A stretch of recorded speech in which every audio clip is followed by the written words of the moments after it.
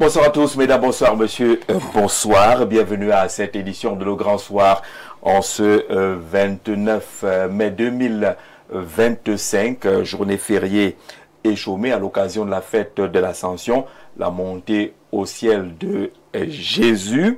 Depuis le matin, des prières, des messes ont lieu sur l'ensemble du territoire national pour les chrétiens. Père, il faut peut-être sauver certaines âmes dans notre pays. On parlera de cette affaire qui déchire sur les réseaux sociaux depuis ce matin. L'affaire Saint-Désir à Tango, c'est le nom d'un artiste au Cameroun qui a pratiquement déclaré sur sa page Facebook être auteur des actes d'inceste sur ses deux filles. Il semble ne pas regretter. Il dit d'ailleurs que c'est un acte qui contribue à la libération de l'Afrique et que les Africains devraient apprendre à construire du sang pur. Et son acte entre justement dans le cadre de la construction de ce sang pur. On va en parler en mise à bouche et puis on parlera encore de la présidentielle 2025. Est-ce qu'elle est différente justement de 2018 au regard de ce qui se passe sur le terrain? Les candidats qui semblent être les mêmes, les débats semblent être les mêmes. Est-ce qu'en 7 ans on n'a pas pu créer de nouvelles figures, de nouvelles forces politiques dans notre pays? Est-ce qu'on va à une photocopie de 2018 en cette élection 2025? Commençons par accueillir le pasteur Vondo Aïssi de la société Samuel. Voilà, il y a Samuel. Je voulais un peu laisser Samuel parce que on dit Samuel Vondo. Ça nous rappelle toujours quelqu'un, mais c'est bien de porter un prénom. Vondo Samuel Aïssi, bonsoir et bienvenue. Oui, merci. Bonsoir. D'accord. Il y a de cela quelques jours, le Cameroun a été marqué par le décès d'une jeune dame de 26 ans. Qui est morte à la suite des coups portés par, on va dire quoi, son fiancé, son petit ami ou son mari. Et cette jeune dame est très proche de vous, était très proche de vous. Oui, elle est très proche de moi, c'est ma petite soeur. Votre petite soeur? Oui, oui. Bon, en quelques minutes, je peux raconter un peu l'histoire. Qu'est-ce qui s'est passé justement? Bon, elle était en concubinage avec son ami, avec son amant, entre parenthèses. Un homme en tenue, un gendarme? Non, non, elle n'est pas, non, c'est pas un homme en tenue. Oui. Non, mais juste qu'il se baladait avec les uniformes. En plus? Oui, oui, des hommes en tenue. Oh là là. Parce que je vois, tout le monde dit qu'il était un homme en tenue. Non, non, non, c'était un garagiste de profession. Incroyable. Oui, oui. Donc, juste qu'il se baladait avec les uniformes d'un homme en tenue. Donc, ma petite sœur est allée chez lui. Et votre petite sœur savait que c'était un faux gendarme? Non, il n'était pas un faux gendarme. C'est juste que bon, ça se passe là partout dehors. Là, un mécanicien qui arrête la voiture d'un gendarme, il prend son béret, il dépose. Même il y a certains véhicules qui circulent avec les bérets posés devant. Alors que ce ne sont pas les hommes en tenue. Ouais. Maintenant, quand il y a hécatombe, on commence maintenant à accuser les hommes en tenue alors qu'ils sont pour rien. Alors, qu'est-ce qui s'est passé? D'accord. Elle est partie. Bon, elle vivait en concubinage avec son amant. Et son amant, elle est rentrée en famille pour passer le week-end. Elle retourne maintenant, elle pas prouvé que son amant a amené une autre fille. Quand elle entre, son amant lui fait comprendre que non, ça s'est venu du village et que, désolé pour lui, elle doit d'abord rentrer à la maison. Maintenant, elle dit non, comment ça? Comment tu peux venir ta soeur à la maison et tu me demandes de rentrer? Et c'est ta soeur qui est ta femme, c'est cela. Comme c'est comme ça, remets-moi les 350 000 qui étaient prêtés l'autre jour. Je rentre avec mon agent. Bon, je me suis commencé à dire non, je te remets rien, machin, tout ça. Bon, vous connaissez les femmes en question. Bon, donne-moi mon agent, machin. C'est là qu'il ferme la porte, commence à bastonner sur la fille en question, ma petite soeur. Bastonner. Et entre parenthèses, elle était drépanocytaire. Parce qu'elle est malade depuis. Oh là là. Et parce qu'elle a elle a dépensé plus de 15 millions pour qu'elle a ouais, parce que vivre jusqu'à 26 ans. Non, non, elle était drépanocytaire. Et elle a commencé à copieusement bastonner sur elle et tout. Et en que temps, elle est passée avec une autre de ses soeurs qui est la grande sœur. Et en que temps, la grande sœur ne peut pas entrer. Elle prend le téléphone, se met à filmer à la fenêtre, comment ça se passe, commence à crier aux voisins de venir quand on est en train de taper sur la petite sœur. Il ressort à l'intérieur, il vient arracher le téléphone, il casse le téléphone.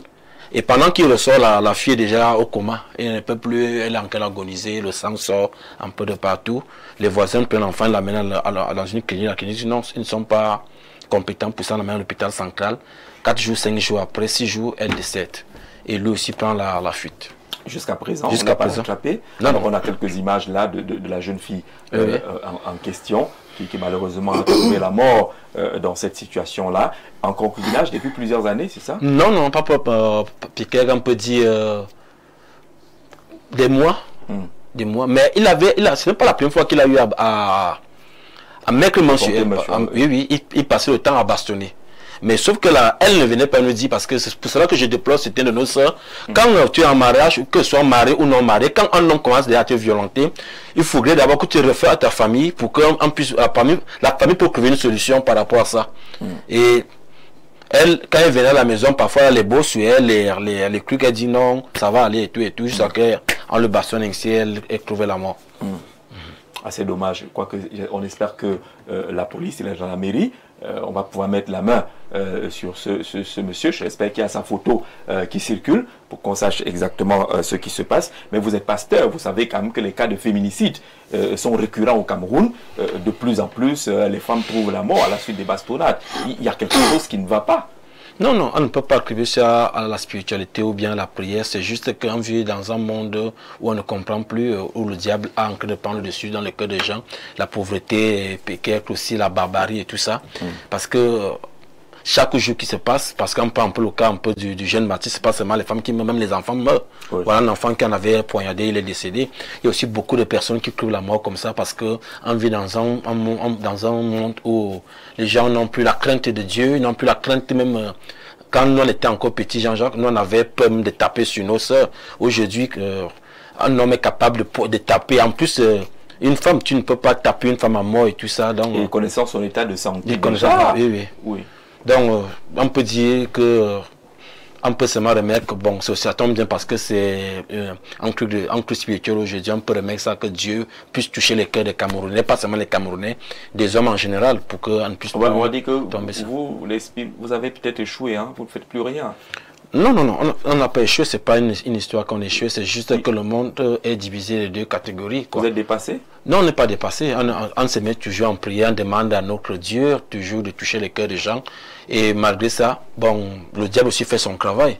Donc on ne peut pas commencer à dire que non, on est dépassé ou on ne fait pas quelque chose, mais le plus important c'est qu'on est toujours en prière en sachant que Dieu non seulement va toucher les cœurs de ses enfants et que les multiples gouvernants du monde entier vont trouver les stratégies aussi pour atténuer ces genres. D'accord. Que le monsieur qui a le béret rouge là, sur les photos là, n'est pas gendarme. Non, il n'est pas gendarme. Je l'affirme, c'est quelqu'un que j'ai vu 2 fois. Moi, personnellement, je l'ai vu 2 fois. Il est garagiste. Bon, il est garagiste. Il était garagiste, on peut dire quoi, les gens qui font les garages électroniques. Il n'est jamais gendarme. S'il était gendarme, on a fait un buzz par rapport à ça. Facile, ouais. Oui, c'est facile parce que même je vais aller au CED pour aller faire un bruit pour moi. Parce que c'est un civil. Donc quand on enlève un peu ces gens, parce que beaucoup de gendarmes m'ont appelé, les connaissent m'ont appelé comme pasteur. Est-ce qu'il a quel grade? Non, jamais. C'est juste qu'il arrangeait des voitures de certains gendarmes. Et quand le gendarme a laissé son béret, le gars prend. Il prend maintenant. Il en use, il va arnaquer. Parfois, il sortait même avec les uniformes en tenue pour dire aux gens qu'il est gendarme et tout et tout. Or, il n'a jamais été gendarme. Nous accueillons Zourmba Pabam. C'est comme ça, il y a un accent quelque part? Pabamé, vous êtes membre du bureau politique du PCRN, vous sortez du congrès de Nkola Faba, vous êtes le patron du PCRN dans la région du Nord, c'est ça? C'est un plaisir de vous avoir avant de retrouver Garoua, de faire un tour ici au Grand Soir et d'échanger avec nous. Comment se porte le PCRN à Garoua? Oui, le PCRN se porte très bien, puisque juste avant le congrès, nous avons eu ici l'honneur de recevoir le président national du PCRM, l'honorable Cabral Libi, qui a fait des visites jusqu'au fin fond de nos villages dans le nord, notamment à Bibémi, à Guider, un peu partout, jusqu'à Lagdo. Donc c'était partout une effervescence, un raz-de-marée à son accueil, c'est-à-dire comme la venue du Messie, quoi. Mais c'est quoi le secret dans le nord? Il s'agit de ma part là-bas, il y a ras de marée. Tel arrive là-bas, il y a ras de marée. C'est quoi le secret? Comment on fait pour mobiliser autant de personnes dans le nord? Non, c'est pas tout le monde qu'on réserve quand même. Moi, j'ai pas encore vu un meeting là-bas, il y a personne. Cabral n'a pas fait c'est-à-dire c'est pas comme les autres qui s'en vont avec des voitures. Qui s'en vont avec des voitures ramasser il n'y a pas le châtaig. Le châtaig. Ah, Cabral, c'est pas le châtaig. Cabral, c'est le charisme de l'homme et sa constance, sa prestance qui fait à ce que partout où il passe, on sent l'arrivée du Messie, en quelque sorte. C'est le Messie. Voilà. Alors, vous avez regardé les images tout à l'heure, la jeune dame qui a trouvé la mort, battue à mort par son concubin. Dans le cas du vin, on reste. C'est quand même dommage que dans un couple, entre guillemets, on enregistre ce genre de drame. C'est très dommage. Donc, vraiment, c'est pour le regretter. Paix à son âme. Mais ce genre de choses, ça court déjà les rues dans une société à genoux. Quand ça c'est pourri au niveau de la tête, tout le bas, rien ne marche. Parce que c'est pourri à la tête qu'on enregistre tout cela. Mais bien sûr, bien sûr, quand il n'y a pas quelqu'un qui va frapper la main sur la table pour dire stop. Donc Paul Biya doit partir, c'est ça. Évidemment, évidemment, il doit aller au village. À cet âge, comme nos arrière-grands-pères. Donc s'il part, il n'y aura plus de féminicide. Il faut, non, ça doit être sévèrement sanctionné. De tels égards de comportement. C'est le signe d'une société où ça ne marche plus, où il n'y a pas un chef qui peut siffler la fin de la récréation. Chacun fait ce qu'il veut, quoi. Oui, en fait, pas le pasteur, lui, il est en deuil, c'est dans sa famille. Et vous voulez parler. C'est ses condoléances au pasteur et que l'âme de notre sœur disparue repose en paix. Mais vivement que les Camerounais prennent conscience de ce qu'on ne peut pas gérer nos problèmes en notant une vie. On doit tout faire pour protéger des vies, mais on ne doit pas tout faire pour mettre un terme à une vie. Ça n'a pas de sens. D'accord. Dieudonné Tedjisse, vous êtes le président national du PCPDC, candidat annoncé à la prochaine élection présidentielle. Monsieur le Président, bonsoir et bienvenue. Bonsoir Jean-Jacques, bonsoir aux copanélistes, bonsoir à vos millions de téléspectateurs. C'est toujours un plaisir de répondre à votre invitation. Mes condoléances au révérend pasteur par rapport à ce qu'il a subi dans sa famille. C'est une société qui est malade, qui a besoin de médicaments. Les médicaments parce que le cas de la jeune fille est dit aujourd'hui, il y a quelques années, une autre a été égorgée avec tous ses enfants. On nous a dit que le suspect était mort en garde à vue, mais personne n'a jamais vu là où on a enterré ce suspect. Donc, il y a comme ça beaucoup d'événements au Cameroun pour lesquels la justice doit pouvoir prendre ses responsabilités. Tout à l'heure, M. Paba m'a dit que la tête était pourrie. La tête n'est pas pourrie, mais c'est qu'il y a ce qu'on appelle l'immoralité qui intègre notre société. Vous avez un thème à l'ordre du jour. Si l'enfant, c'est le fait de la nation, la femme, c'est la nation. Parce que, voyez-vous, chaque fois, pour pouvoir rattacher un enfant à une communauté, on regarde beaucoup plus sa mère avant de trouver le papa. Et il faut que nos sœurs comprennent que les bibouanes, les ébonnes, le concubinage, tous les ébonnes que vous organisez là, à l'insu des familles, parce que parfois, pour moi qui suis chef de famille, il est de coutume que lorsque vous m'amenez un garçon ou une fille, on enquête pour savoir quel genre d'éducation et de quel genre de famille cette personne vient. Mais aujourd'hui, à notre époque, on pouvait faire la cour à une dame en 4e, on voit la couleur de ses tenues en terminale, parfois à l'université. Mais c'est sous-vêtement. Oui, mais aujourd'hui, c'est le matin. Avant, c'était cinéma payant. Maintenant, aujourd'hui, c'est cinéma gratuit. Et c'est un véritable problème. Les dessous ont pris le dessus. Oui, l'immoralité atteint le summum. Vous voyez des... Bref, c'est la vie de facilité. Et je crois que c'est la pauvreté qui engage tous ces genres de choses-là. Vous voyez des gens qui font la promotion des relations contre nature. Promotion des mariages que nous ne connaissons pas dans nos traditions. Carrément. Et heureusement que c'est à l'ordre du jour, parce que j'ai vu quelqu'un dire que c'était des relations pour retourner à la source. Libérer l'Afrique. Libérer l'Afrique. Il faut arrêter le messianisme politique apocalyptique. Parce que si vous amenez un genre de messianisme, et c'est pourquoi je ne suis pas d'accord avec M. Pabamé avec la formule du Messie, parce que pas de messianisme au Cameroun, les Camerounais veulent qu'on leur donne les solutions concrètes aux problèmes auxquels ils font face. Et je crois que s'il y avait eu un régiment de drones aériens, pour la surveillance de notre espace, cet individu aurait déjà été appréhendé. Donc il est urgent que pour résoudre ce genre de problème, les gens qui fuient avec un régiment de drones aériens, on aurait pu localiser sa direction et qu'à l'heure-ci, il serait entre les mains de la justice pour répondre de ces faits. Merci d'être venu. Berton Noailles, secrétaire général du Front des démocrates camerounais, le FDC. Monsieur le secrétaire général, bonsoir et bienvenue. Bonsoir, monsieur Jean-Jacques. J'aurais bien voulu vous accueillir avec des balafons, des chants de gloire, c'est l'ascension. Malheureusement, les faits d'actualité nous recouvrent un peu de tristesse ce soir. Votre voisin, justement, qui est affligé, et c'est une disparition atroce. Une de plus, on va le dire au Cameroun, dans le cadre des violences diverses. Monsieur Jean-Jacques, je voudrais m'incliner pour adresser mes sincères condoléances à cette famille qui est en train de vivre un climat très compliqué parce que quelqu'un peut être malade. À un certain temps, vous venez me rendre visite et en m'observant, vous pouvez vous dire un certain nombre de choses. Ouais. À votre retour, vous pouvez vous apprêter moralement. Moralement, tel que je le vois là. Et tel que je le vois là, qu'on se prépare au pire. Ce n'est pas bon.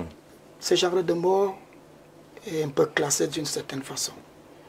Mais lorsque vous perdez quelqu'un de cette façon, c'est très touchant. Et je voudrais ici lire quelque chose qui peut nous édifier, qui va même nous édifier.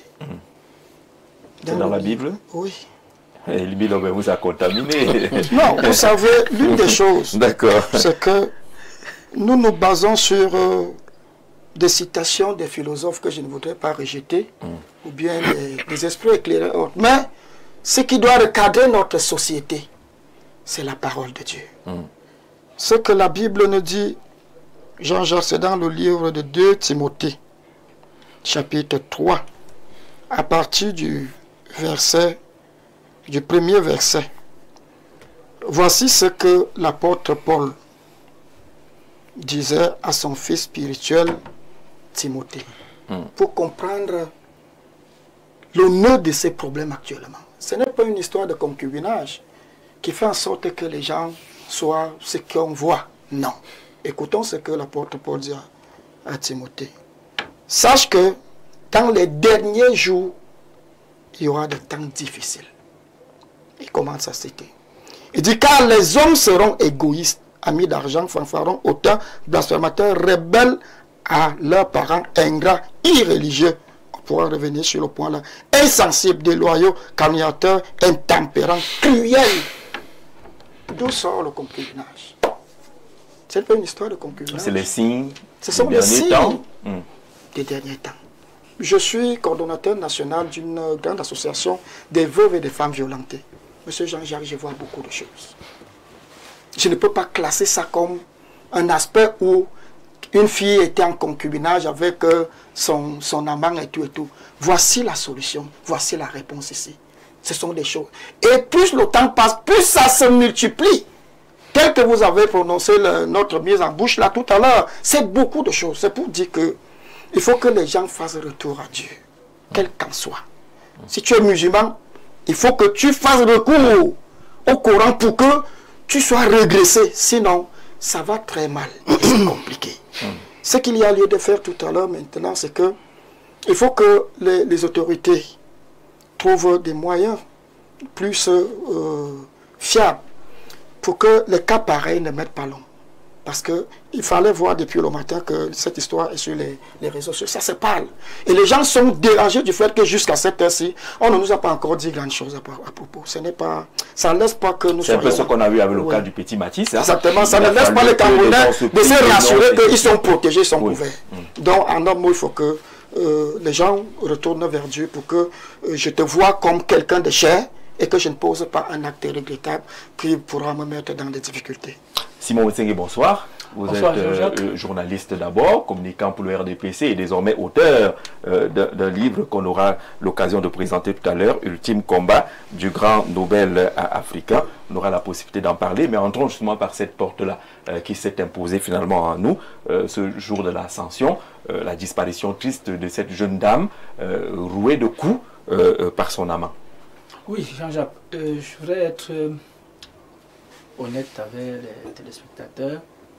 Tout d'abord, m'incliner à la dépouille de cette compatriote parce que c'est une compatriote et elle ne devait pas mourir. Il n'y a aucune explication. Il n'y a rien qui justifie la barbarie parce que c'est de la barbarie. Et justement, dans ce cas de figure, il faut se remettre à la justice. Alors, on va demander à la réalisation d'écrire auteur et non acteur. Je ne sais pas encore.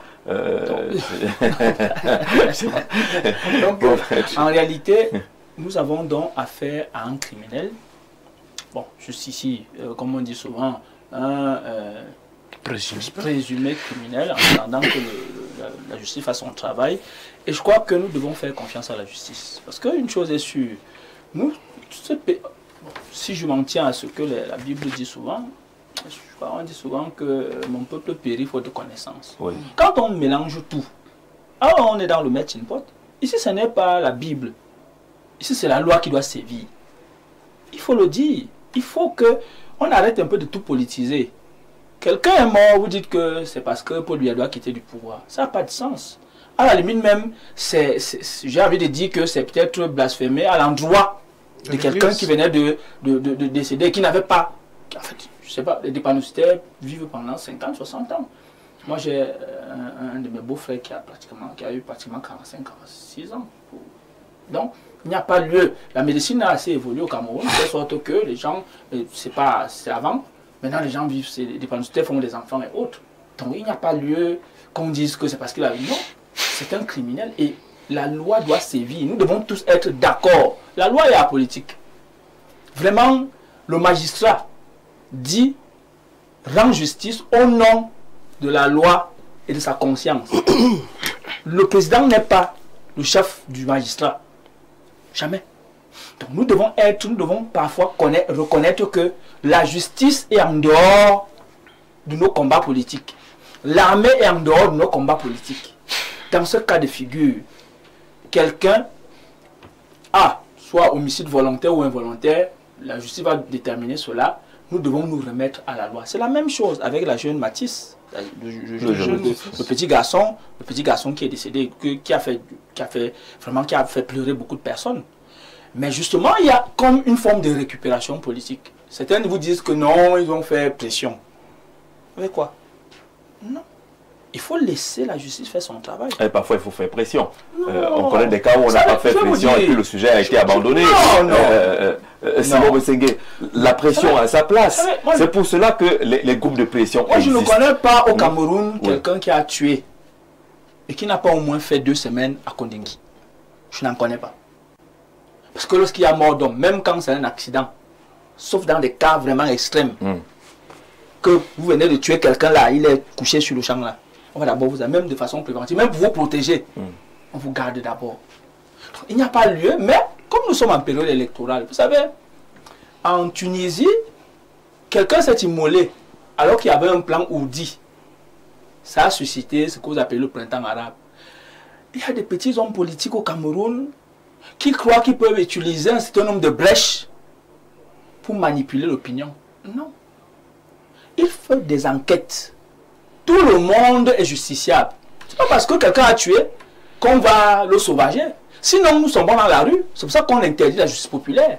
Parce qu'il faut bien que la loi fasse son travail selon les règles du droit reconnues par le système international. Nous avons souvent l'habitude de dire que nous avons pris des conventions internationales et nous les respectons. Mais là, c'est le monde merveilleux, le monde normal.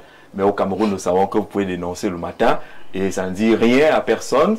Vous prenez quelqu'un en flagrant délit, le lendemain, le type vient vous narguer au quartier. Vous savez, Jean-Jacques, vous êtes un brillant journaliste. Oui, je le dis en connaissance de cause. Et vous savez aussi que... Je le dis en connaissance de cause. Dans votre métier, oui, il y a des gens qui se disent journalistes, des influenceurs. Quand vous leur dites que non, c'est pas comme ça qu'on traite d'information, non, c'est comme ça, moi je vous dis que ça c'est comme ça, c'est la même chose. Parce qu'aujourd'hui on croit que tout le monde est magistrat, tout le monde est avocat, tout le monde est officier de police judiciaire. Donc, est-ce que je vais dire non, vraiment cette personne mérite d'être condamnée? Non. Au moins que la justice se mette au travail.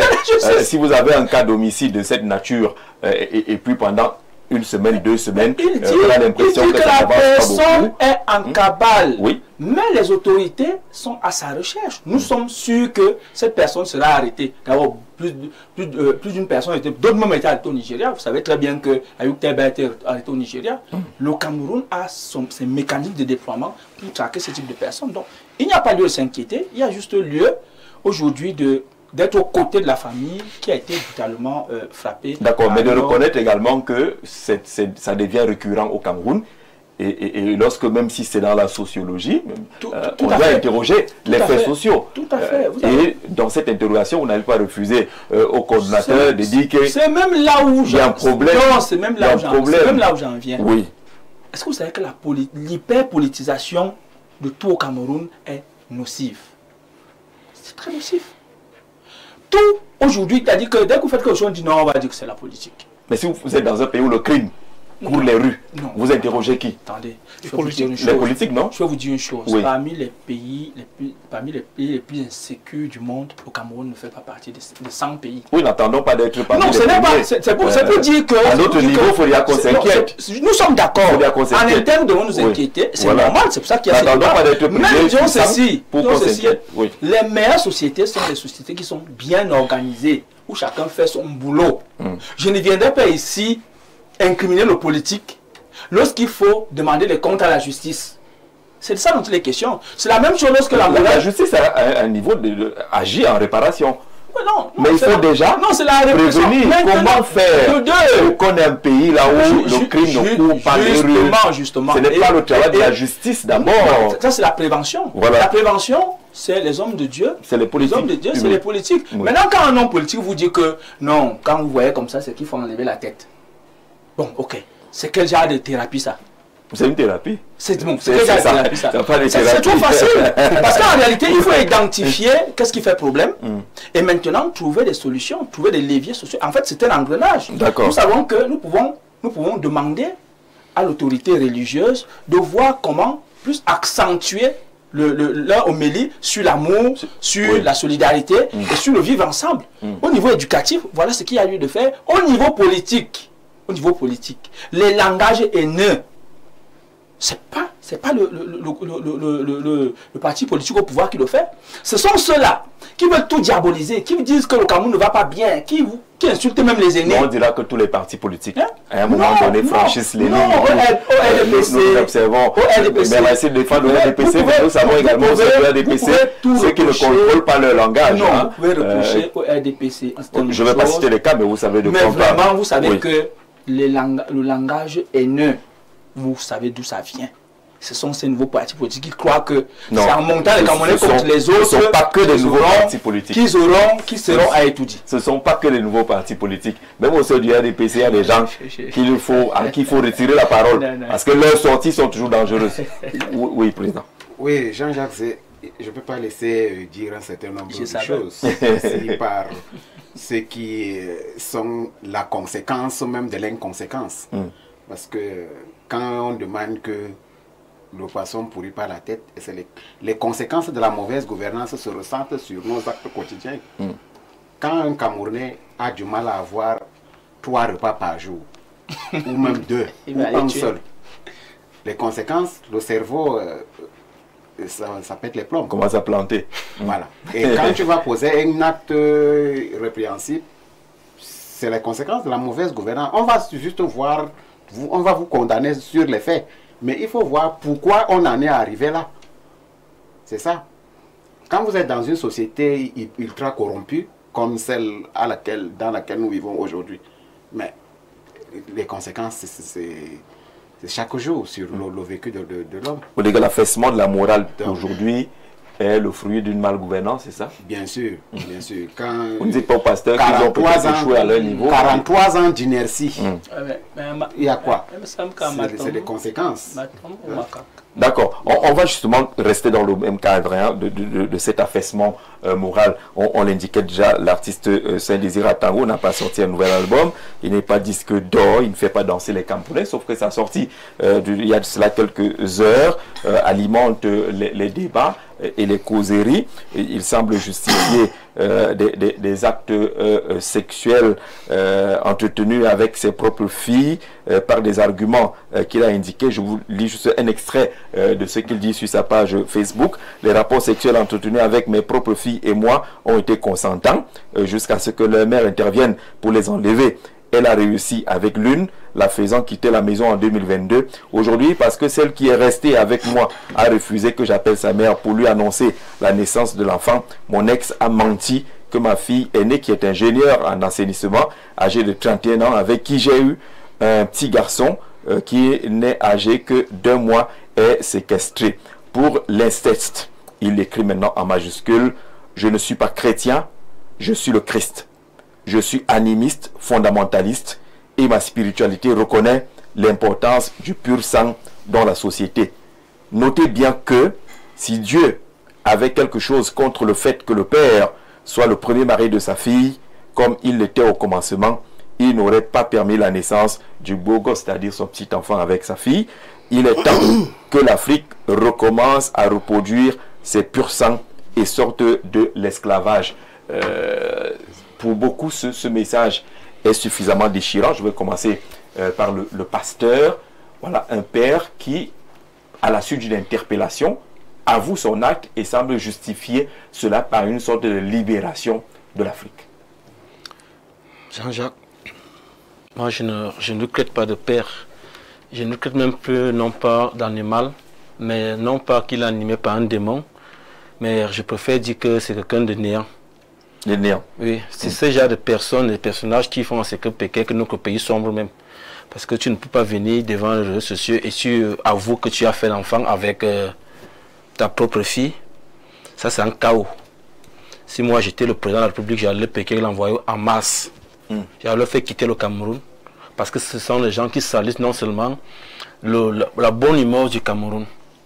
Je ne peux pas entrer dans la Bible parce que le mec dans le contexte de la Bible, même c'est pour lui montrer qu'il est quelque chose. Pour moi, ça fait mal parce que je ne sais pas, même le diable, même là, il n'a pas une place devant le Satan même. Tu ne peux pas te mettre devant les réseaux sociaux et dire à mon Dieu Vision que tu encourages. Il a même écrit aux députés, puisque ces députés camerounaises peuvent élire une loi. Pour voter une loi. Ils peuvent voter une loi par rapport à ça. Déjà, il ne ressemble à rien, c'est un démon, c'est un sorcier. Il n'est même pas camerounais, Jean-Jacques. Cet individu n'est pas camerounais. C'est quelqu'un qui est venu déposer au Cameroun pour détruire l'image du Cameroun. Et ça maudit. Donc, pour moi, je ne peux même parler plus loin parce que ça me fait très mal. On n'ira même pas très loin. On va faire rapidement un tour sur la question. Bonsoir, M. Zé. Et à votre panel relativement au sujet d'Atango, c'est tout simplement un déréglé mental. Parce que vous avez, nous avons tous des enfants. Par conséquent, nous les avons vus grandir. Mais comment, à un certain âge, un père de famille arrive-t-il simplement se mettre en érection devant sa fille? Il faut bien qu'on utilise les mots exacts. Il est simplement malade. Personne de normal ne peut regarder sa fille comme une femme, fût-elle adulte. Maintenant, lorsqu'une fille va dire que son père est son premier mari, il faut vraiment la fuir. Cet homme doit être traduit devant le tribunal coutumier et sûrement l'absence de droit est en train de lui faire perdre le bon sens. Peut-être qu'il n'a plus d'argent. De ce côté-là, président, j'aime souvent vous poser la question très rapidement. Sur ce cas, qu'est-ce qu'il faut convoquer en premier? La spiritualité, la morale ou la loi? Il faut convoquer la spiritualité, la morale et la loi. Parce que ces trois-là vont de pair. Notre société a perdu ses repères. Oui. Et je voudrais, avant d'engager ce point particulier, inviter quand même le ministre porte-parole du gouvernement à souvent sortir. Je n'ai pas de préférence. Parce qu'à l'époque, on a été habitué avec un ministre, quand il y avait une situation, Monsieur le ministre Bakari, il sortait pour pouvoir rassurer les Camerounais, donner la situation d'évolution. La situation du petit Matisse, il a fallu que le préfet sorte du Fundi, sorte pour pouvoir... On ne peut pas avoir un gouvernement qui est toujours dans le silence. C'est vrai que d'aucuns ont dit que le silence, c'est la façon de gouverner, mais quand on gouverne les gens, il faut rendre compte, parce que la communication fait partie de la gouvernance. Donc, sur ce point particulier, c'est un cas qui est d'ailleurs prévu et reprimé par l'article 74 et 360 du Code pénal. Oui. Et ce monsieur est malade. Il est malade. Je vois que ce n'est pas un disque d'or qu'il a pondu. Il est plutôt dans le dérèglement et hors de nos normes. Il faut qu'on aille l'exorciser. Et je ne suis pas d'accord avec le pasteur lorsqu'il dit que c'est le démon. Au dernier jour du jugement, le diable va plaider non coupable. Il va plaider non coupable et il va gagner le procès. Parce que les gens sont aujourd'hui en train de se cacher derrière un supposé démon pour pouvoir causer les actes. Vous avez d'autres maisons au Cameroun où vous trouvez un enfant qui est pratiquement... il n'est ni animal ni homme. Parce qu'ils ont choisi des mauvaises voies pour accéder aux responsabilités, disent-ils. Vous avez des gens aujourd'hui, hommes comme nous, mais qui sont devenus plutôt des femmes. Parce qu'ils ont choisi la mauvaise voie. Et je rejoins M. Paban pour dire que l'immoralité est entretenue par le politique. À côté de cette situation de ce musicien, vous avez également des gens qui passent par la fenêtre pour arriver à des postes de responsabilité. Si quelqu'un veut le raccourci, veut aller être un corrupteur pour pouvoir arriver à des responsabilités, acheter les résultats des concours, examens de gauche à droite, c'est une société dans laquelle l'immoralité atteint le sommet, l'incompétence atteint le sommet, la corruption a fait son nid. Désormais, les enfants vont déposer les dossiers pour les concours, ils se baladent avec les récépissés, avec les millions dans la poche pour chercher le bon réseau. C'est l'immoralité. Et donc, on ne va pas dédouaner le parti de mon frère Messengue. C'est vous qui avez maintenu cette immoralité. Et il est urgent aujourd'hui que le Cameroun se ressaisit et que les Camerounais comprennent que, après 42 ans, dans le système de cooptation, de promotion du désordre, et j'insiste là-dessus parce que vous avez quand même au ministère de la Communication un observatoire des médias. Le CNC est là. Comment vous expliquez que nos enfants soient bombardés à longueur de journée avec des scènes de violence, monsieur le président du CNC? Au lieu de venir suspendre les journalistes du Cameroun, commencez par dire au télénovela, est-ce qu'il nous distille des choses terribles à longueur de journée, de protéger notre jeune. Parce que vous arrivez chez vous le soir, c'est votre enfant qui vous dit que tel sort avec tel. Ce n'est pas un homme et une femme, il vous dit que tel sort avec son gars, et ainsi de suite. Et le CNC... Ces séries sont diffusées. Et le CNC n'a pas suspendu ces chaînes-là. Et c'est très curieux. Il faut que vous arrêtez de faire l'application de la loi à géométrie variable. Notre société est bombardée par la criminalité. Aujourd'hui, sur les réseaux sociaux, il y a les procureurs de Facebook et de WhatsApp qui décrètent la loi avant que on ait même accès au dossier. On ne peut pas laisser une société dans ce genre de désordre.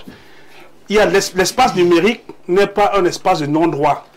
La liberté d'expression n'est pas le libertinage. Il est urgent que le CNC commence à mettre un œil sur le contenu des programmes que ces chaînes bombardent dans notre société. Parce qu'aujourd'hui, vous voyez que c'est la promotion. Je vois même qu'il y a des chaînes qui font la promotion de la dépigmentation avec les conséquences sanitaires que cela entraîne en termes de cancer. Donc c'est un problème assez sérieux qu'il faut adresser et pour lequel le parti de mon frère Messengue doit pouvoir apporter des solutions avant que l'élection n'arrive. D'accord. On a parlé de l'article 360 sur les questions d'inceste dans son premier alinéa, indépendamment des peines prévues aux articles 346 alinéa 3 ou 347 alinéa 1, est puni d'un emprisonnement de 1 an à 3 ans et d'une amende de 20 000 à 500 000 francs CFA, celui qui a des rapports sexuels avec ses ascendants ou descendants légitimes ou naturels sans limitation de degré. B, avec ses frères ou sœurs légitimes ou naturels, germains, consanguins ou utérins. Or, les cas de concubinage notoire, ainsi de suite, je vous dis quand même que cela est encadré par la loi. Mais la question est de savoir le cas présent. Un artiste qui est censé être un éclaireur, qui est censé être un guide, fait ce genre de sortie où il semble justifier un acte abominable. Il faut convoquer quoi? L'artiste qu'il faut gérer, la morale, la société, la loi. Simon. Vous savez, Jean-Jacques, c'est vrai que j'aurais souhaité avoir la vie d'un psychologue pour attester de ce que Saint-Désir Tango est encore normal. Parce qu'il y a un autre aspect qu'on a omis de questionner. Que disent les enfants? Parce que je vais sur le postulat selon lequel, peut-être certainement, ce monsieur serait, je dis bien serait, un déréglé. S'il est un déréglé mental, ce qu'on devrait prendre au premier chef, c'est dire, auquel cas, des mots qui ont été dits font plus mal à sa famille. Parce que si, parce qu'il peut s'avérer que c'est un déréglé et que ce qu'il dit n'est pas vrai. Alors, comment est-ce qu'on voit les filles au quartier? C'est ça le problème. Parce que quand vous avez quelqu'un qui a perdu le nord, il peut débiter des conneries à longueur de journée, débiter des conneries. Pas le nord Cameroun, hein. Le nord, ça veut dire qu'il est déréglé. Oui. Parce que si vous dites perdre le nord fait encore partie du Cameroun. Quand je dis perdre le nord, je communique, en fait, je communique dans le langage. Sa fille a avoué qu'elle était enceinte de lui. Hein. Elle a 31 ans. Oui, cette fille, c'est elle-même qui dit. C'est ingénieur. Justement, si c'est pas une histoire que... elle qui le dit. Oui. Alors là, c'est pour ça que je dis que là, ça devient un cas d'inceste. Je crois que le procureur de la République doit prendre ses responsabilités. Parce que d'une manière ou d'une autre, notre société a encore une certaine moralité à défendre. Quoi qu'on en dise. Et c'est pour cela que nous, quand on est, ou du moins nous qui portons la parole publique, devons faire attention. C'est la même manière dont vous fustigez les nouvelles assez autres. De la même manière, les enfants nous suivent. Quand vous leur dites que tout est fini, que c'est la débandade totale, vous leur dites que... raison, hein. Non, vous avez raison. Vous-même, moi, je me considère comme un modèle pour mes enfants. Il y a des choses que je ne peux pas faire devant eux. Donc vous n'allez pas, sous le prisme que quelqu'un fait quelque chose, généraliser. Non, il y a encore des modèles au Cameroun, il y a même plus de modèles au Cameroun. Sauf que tout ce que nous faisons, c'est que nous hyperbolisons le mal. Nous-mêmes, dans notre communication, nous avons une communication apocalyptique. Et nous croyons que ça nous sert parce que nous sommes de l'opposition. Non, non. Nous participons, on dit, le parti politique, au-delà de conquérir le pouvoir, a aussi un rôle éducatif. Absolument. L'éducation, donc, nous amène au sens de la mesure dans les mots. Je dis ici que si c'est l'inceste, c'est condamné par la coutume. D'abord, moi je suis étonné. Je suis un Voguebodé. Chez les Voguebodé, nous sommes, je crois, 12 clans. Avec interdiction de mariage. 12 clans qui sont à Lobo, à Okola et même à Evodoula. On est interdit de marier jusqu'à la 12e génération. Ça veut dire que si je vois une Voguebodé, je ne peux pas l'épouser. C'est quelque chose d'effroyable que d'entendre cela. Ça relève du mysticisme absolu, du satanisme. Donc, dans ce cas de figure, premièrement la loi, deuxièmement la coutume. Parce qu'il y a un rite, il y a des rites qu'il faut faire. Lorsque des cousins, ou du moins un cousin et une cousine, se mettent dans ce type d'acte, il y a un rituel qu'il faut faire. De purification. Oui, de purification, parce que c'est grave. Donc je crois que ce n'est pas quelque chose de... C'est dit comme c'est dit là, mais c'est vraiment très grave que je me dis que ici, il y a deux entités qui doivent agir. Il y a la justice, le procureur doit prendre ses responsabilités. De deux, même l'antique, on doit supprimer tout ça dans les réseaux sociaux. Les enfants ne doivent pas lire ça. Oui. L'antique doit pouvoir balayer tout cela. C'est aussi son rôle de le faire. Et de deux, la coutume, je crois que ils sont des Ewondo. Des Ewondo. Alors, ça veut dire que les chefs de ce côté, les Premières Nations de ce côté, loin de mettre ce monsieur en quarantaine, parce que je vais vous dire une chose, la prison traditionnelle est bien plus difficile que la prison moderne. Parce que vous ne vivez plus. On vous isole, personne ne vous dit plus bonjour, vous vous asseyez plus avec quelqu'un, vous ne faites plus rien. On vous bannit. Et je vous assure, personne ne peut supporter une prison de 3 mois. Dans un milieu comme le nôtre, comme je vis à Vogbeti, on vous dit personne, vous ne le saluez pas, il a dit que on vous isole. Oui, c'est très grave. Donc je crois que des responsabilités doivent être prises à ce niveau-là. Nous, au niveau politique, nous devons continuer à avoir le sens de la mesure dans nos propos.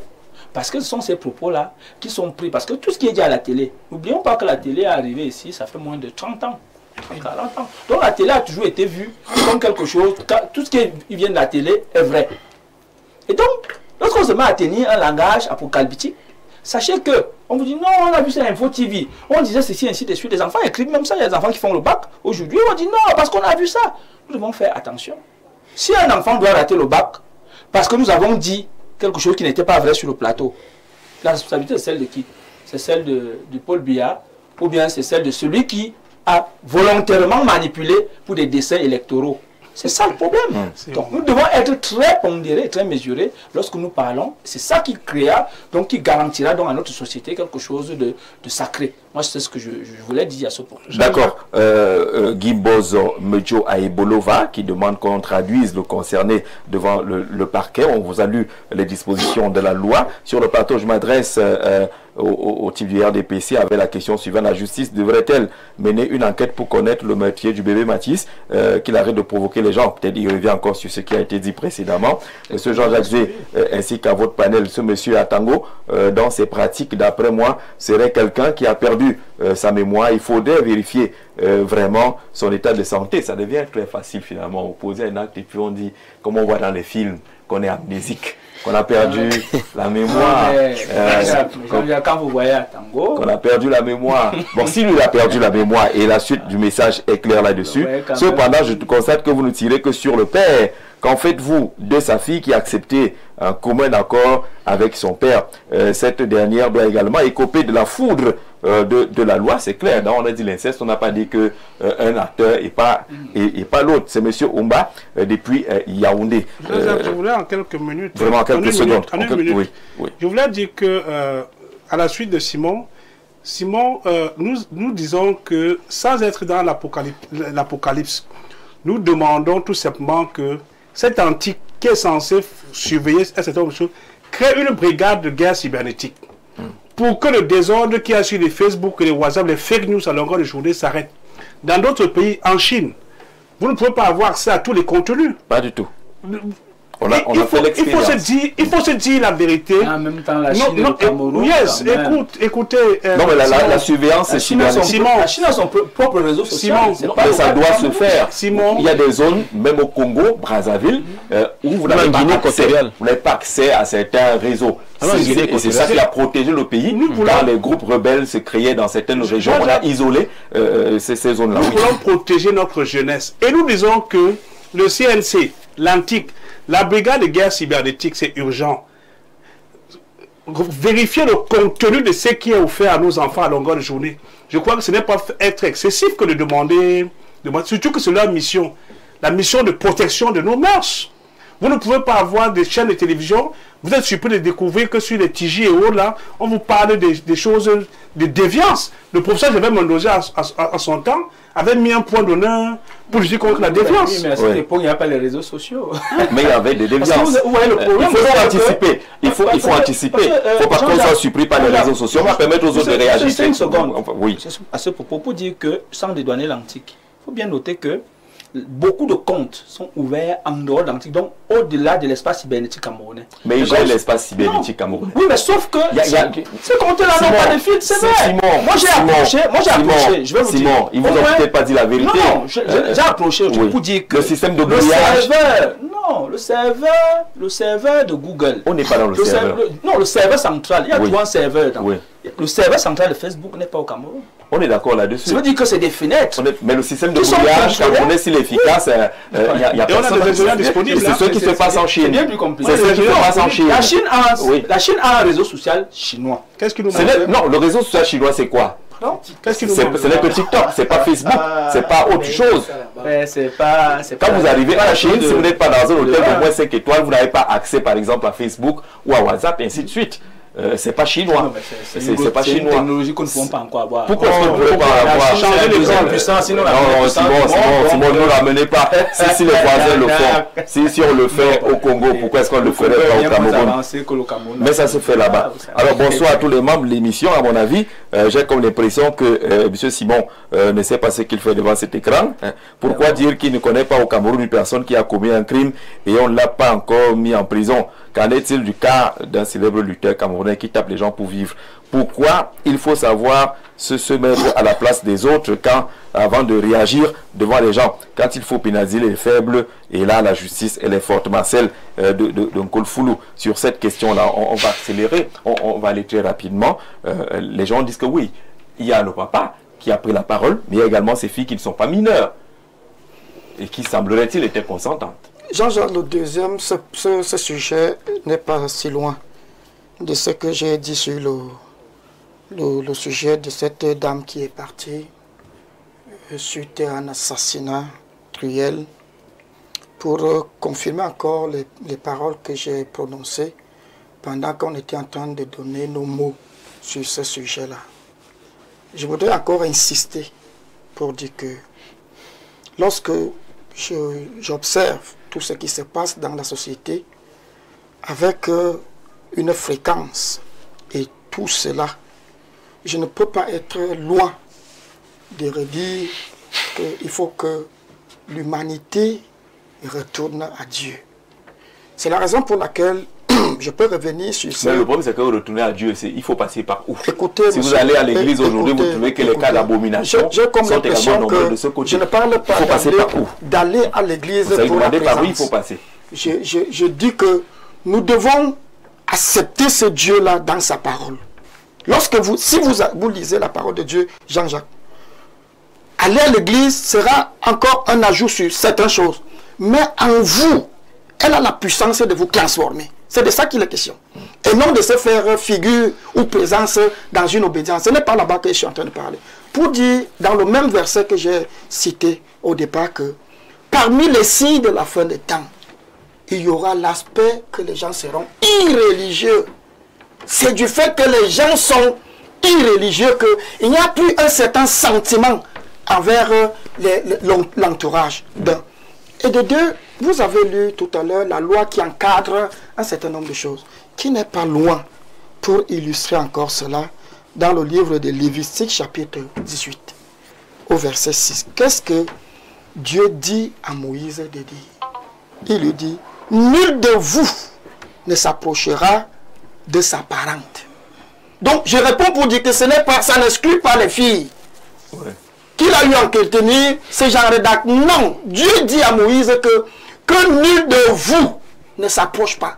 Que tu sois père, tu ne dois pas t'approcher à ta fille, ou bien la fille pour t'approcher à ton père.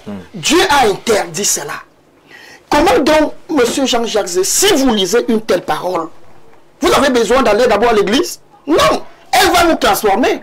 Et vous n'allez pas poser ce genre d'acte. C'est de ça que je suis en train de parler depuis. Il faut que les gens fassent retour à la crainte de Dieu. Et en rentrant dans la crainte de Dieu, les actes seront tamisés. Au point où, lorsque tu vas voir quelqu'un poser l'acte, ça va peut-être interroger ce qui s'est passé à l'instant là. Mais il ne sera pas loin de regretter l'acte là. Au regard de ce qui se passe, les gens ne regrettent plus rien. Les gens se sont retrouvés dans des choses compliquées. On est d'accord qu'il faut retourner à Dieu. Mais le président posait la question de la gestion de la cité, de la société aujourd'hui. Si nos enfants, si nos familles sont aussi exposés, autant exposés à ces actes à travers les réseaux sociaux, à travers les programmes télé que nous recevons au quotidien, sans aucun filtre, est-ce qu'eux aussi ne sont pas appelés à jouer d'abord leur rôle? La question est bien posée. Sauf que si nous regardons les gens qui sont connectés, les actes qui sont posés ne reviennent pas seulement aux gens qui ont des androïdes. Je vous ai dit tout à l'heure que je suis coordonnateur national d'une association des veuves et des femmes violentées. Au village, tu vas trouver un papa de plus de 60 ans, il n'a même pas le tchoronko, comme on appelle.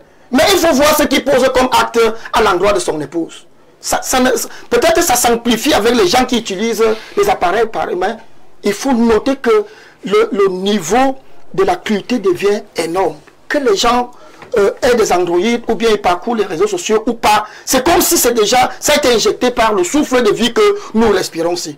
Donc tout simplement parce qu'on a tourné le dos à Dieu. On a tourné le dos à Dieu. Et c'est pour cela que les gens deviennent... Et que les pasteurs nous ont poussé à tourner le dos à Dieu. Les pasteurs, ce n'est pas le pasteur qui va te pousser à lire la parole de Dieu.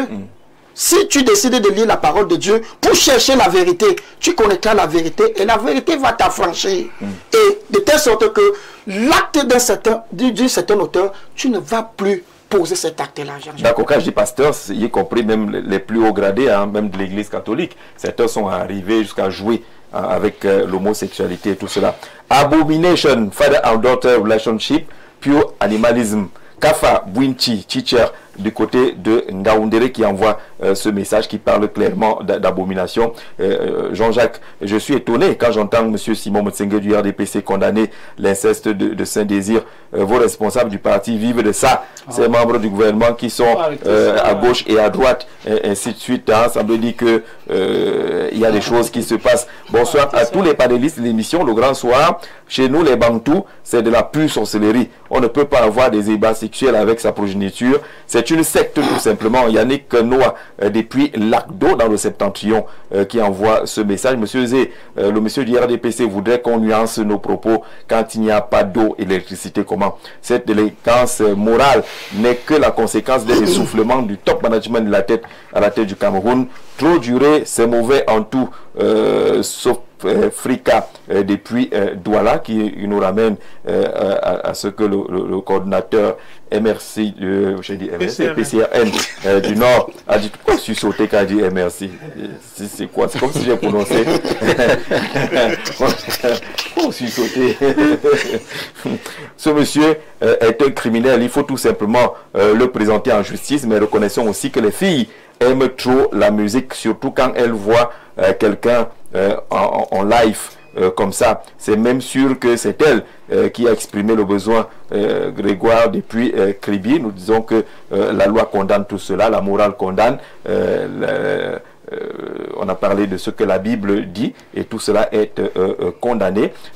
On va sortir par là sur la gestion de la cité, justement, les rôles des uns et des autres dans la cité. Est-ce que ce n'est pas trop facile, comme vous l'avez fait, comme quelqu'un d'autre l'a fait, d'accuser le régime, alors que votre rôle d'éducation, en tant que parti politique et autres, vous l'avez abandonné?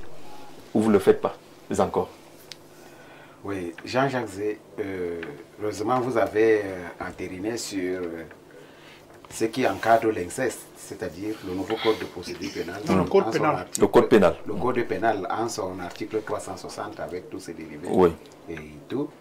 Mais laissez-moi vous dire, au-delà de ce que prévoit le code pénal, nous, Africains, nous, promoteurs du fédéralisme communautaire, nous savons que la famille fait partie de la plus petite cellule de la société.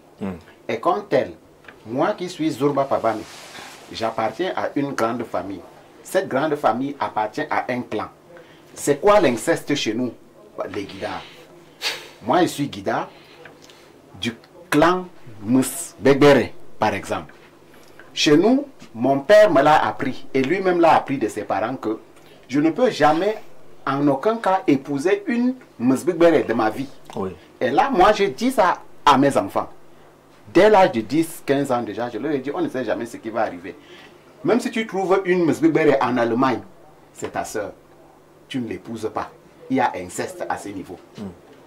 Donc, l'inceste, ce n'est pas seulement frères et sœurs utérins. Direct, oui. Non. Chez nous, c'est même du clan. Entre frères de même clan, le mariage est interdit. Par conséquent, on ne peut pas faire certaines choses à ce niveau-là.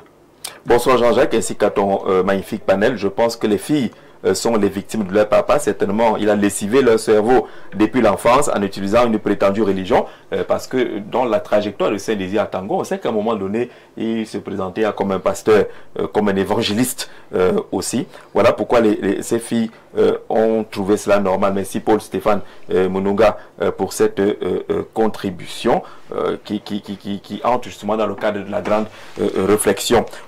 La loi est claire là-dessus. Je pense qu'il n'y a pas de débat en la matière. Dans nos traditions, dans nos cultures, dans la Bible, dans le Coran et consorts, ce n'est pas du tout envisageable ce genre de relation.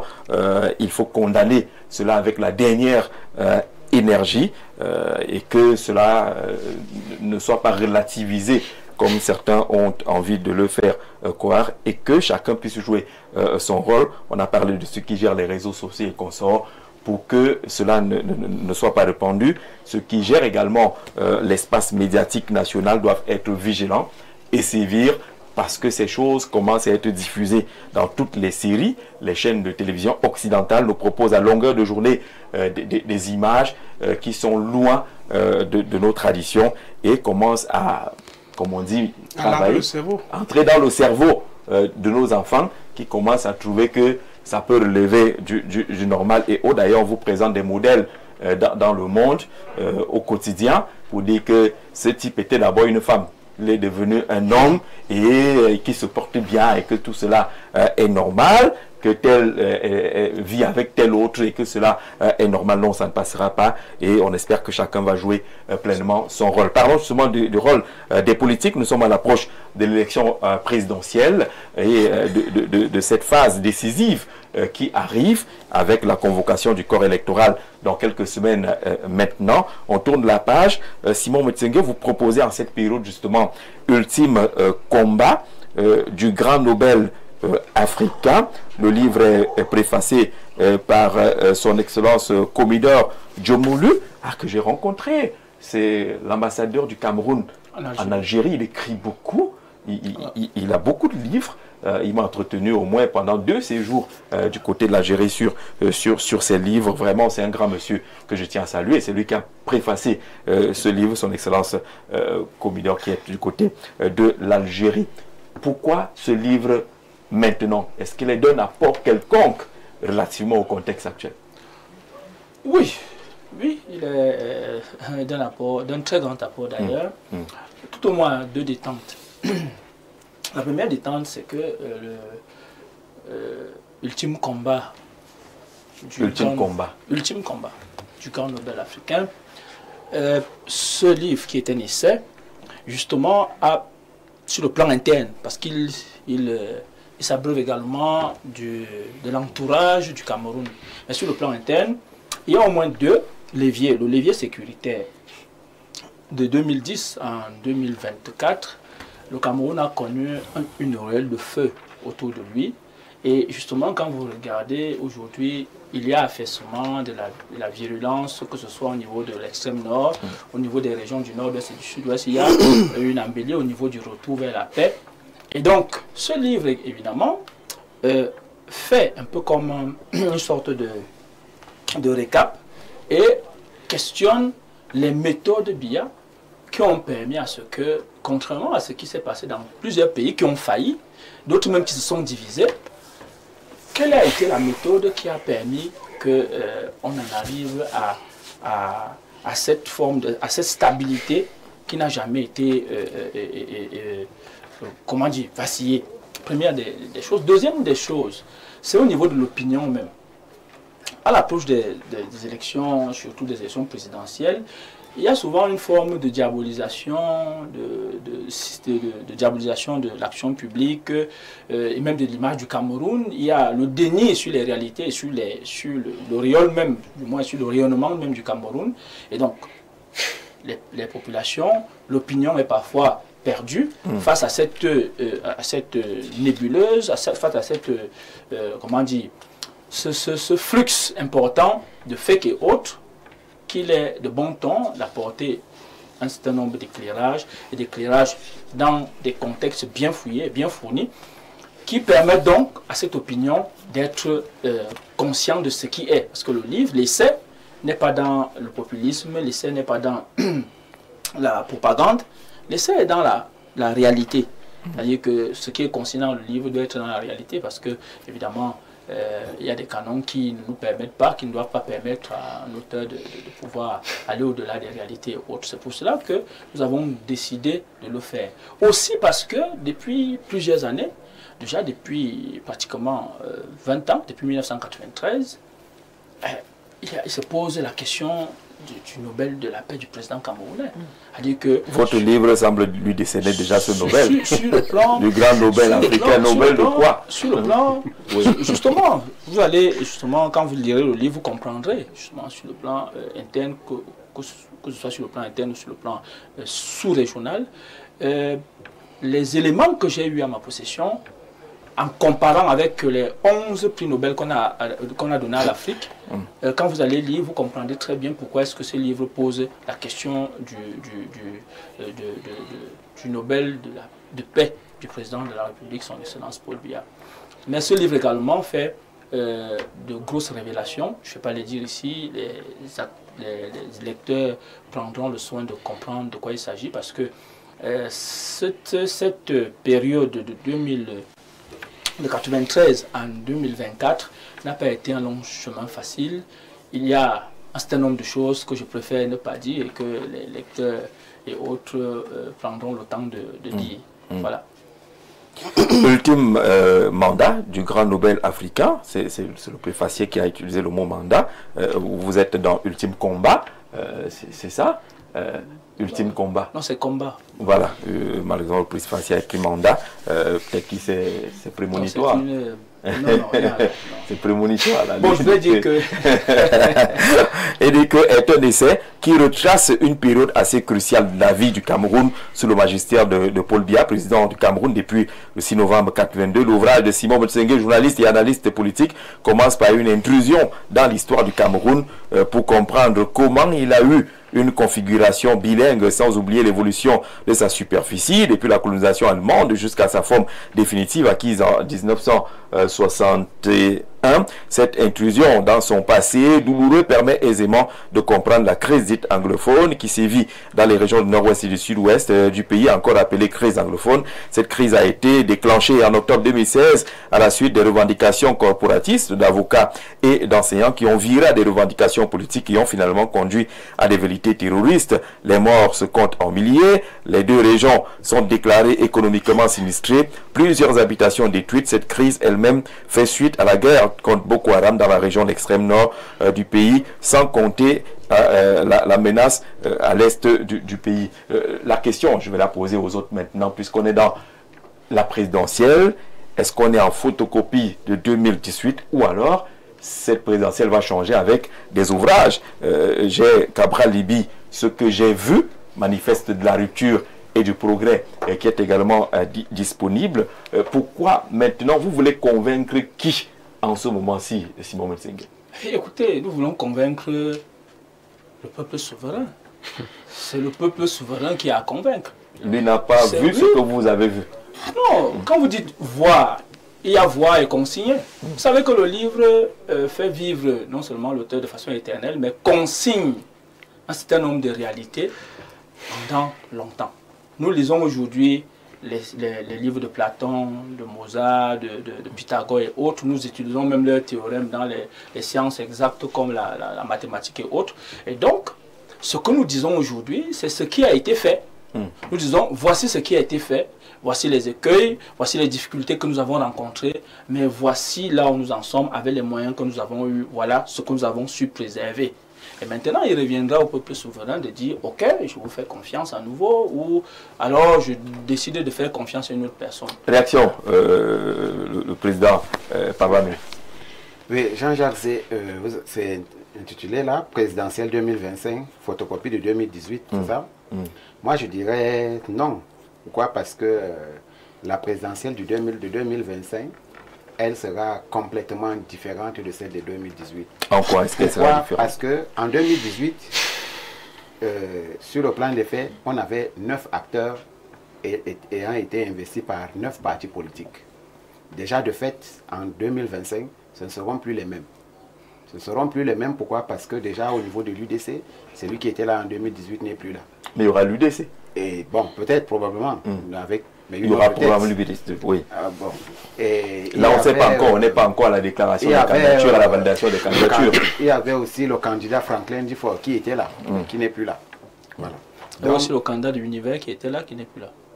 Non, qui sera candidat d'autre chose, il faut d'un autre parti. Il ne faut pas dire des choses comme ça. Donc, c'est-à-dire là maintenant, on a des acteurs de 2018 qui reviennent beaucoup plus aguerris. Vous savez, quand on parle d'acteurs, il y a quand même un niveau d'acteur. Oui, voilà. Acteurs politiques, c'est-à-dire il y a ceux de 2018 qui ont appris de leur échec et qui reviennent beaucoup plus armés. C'est le cas de mon président, le honorable président Cabral Libi. Il revient plus armé qu'en 2018. Nous sommes sur le terrain depuis le 2 janvier 2019. Pendant 7 ans, de façon en continu, nous sommes sur le terrain. Et ça veut dire que nous venons avec les armes pour gagner. D'accord.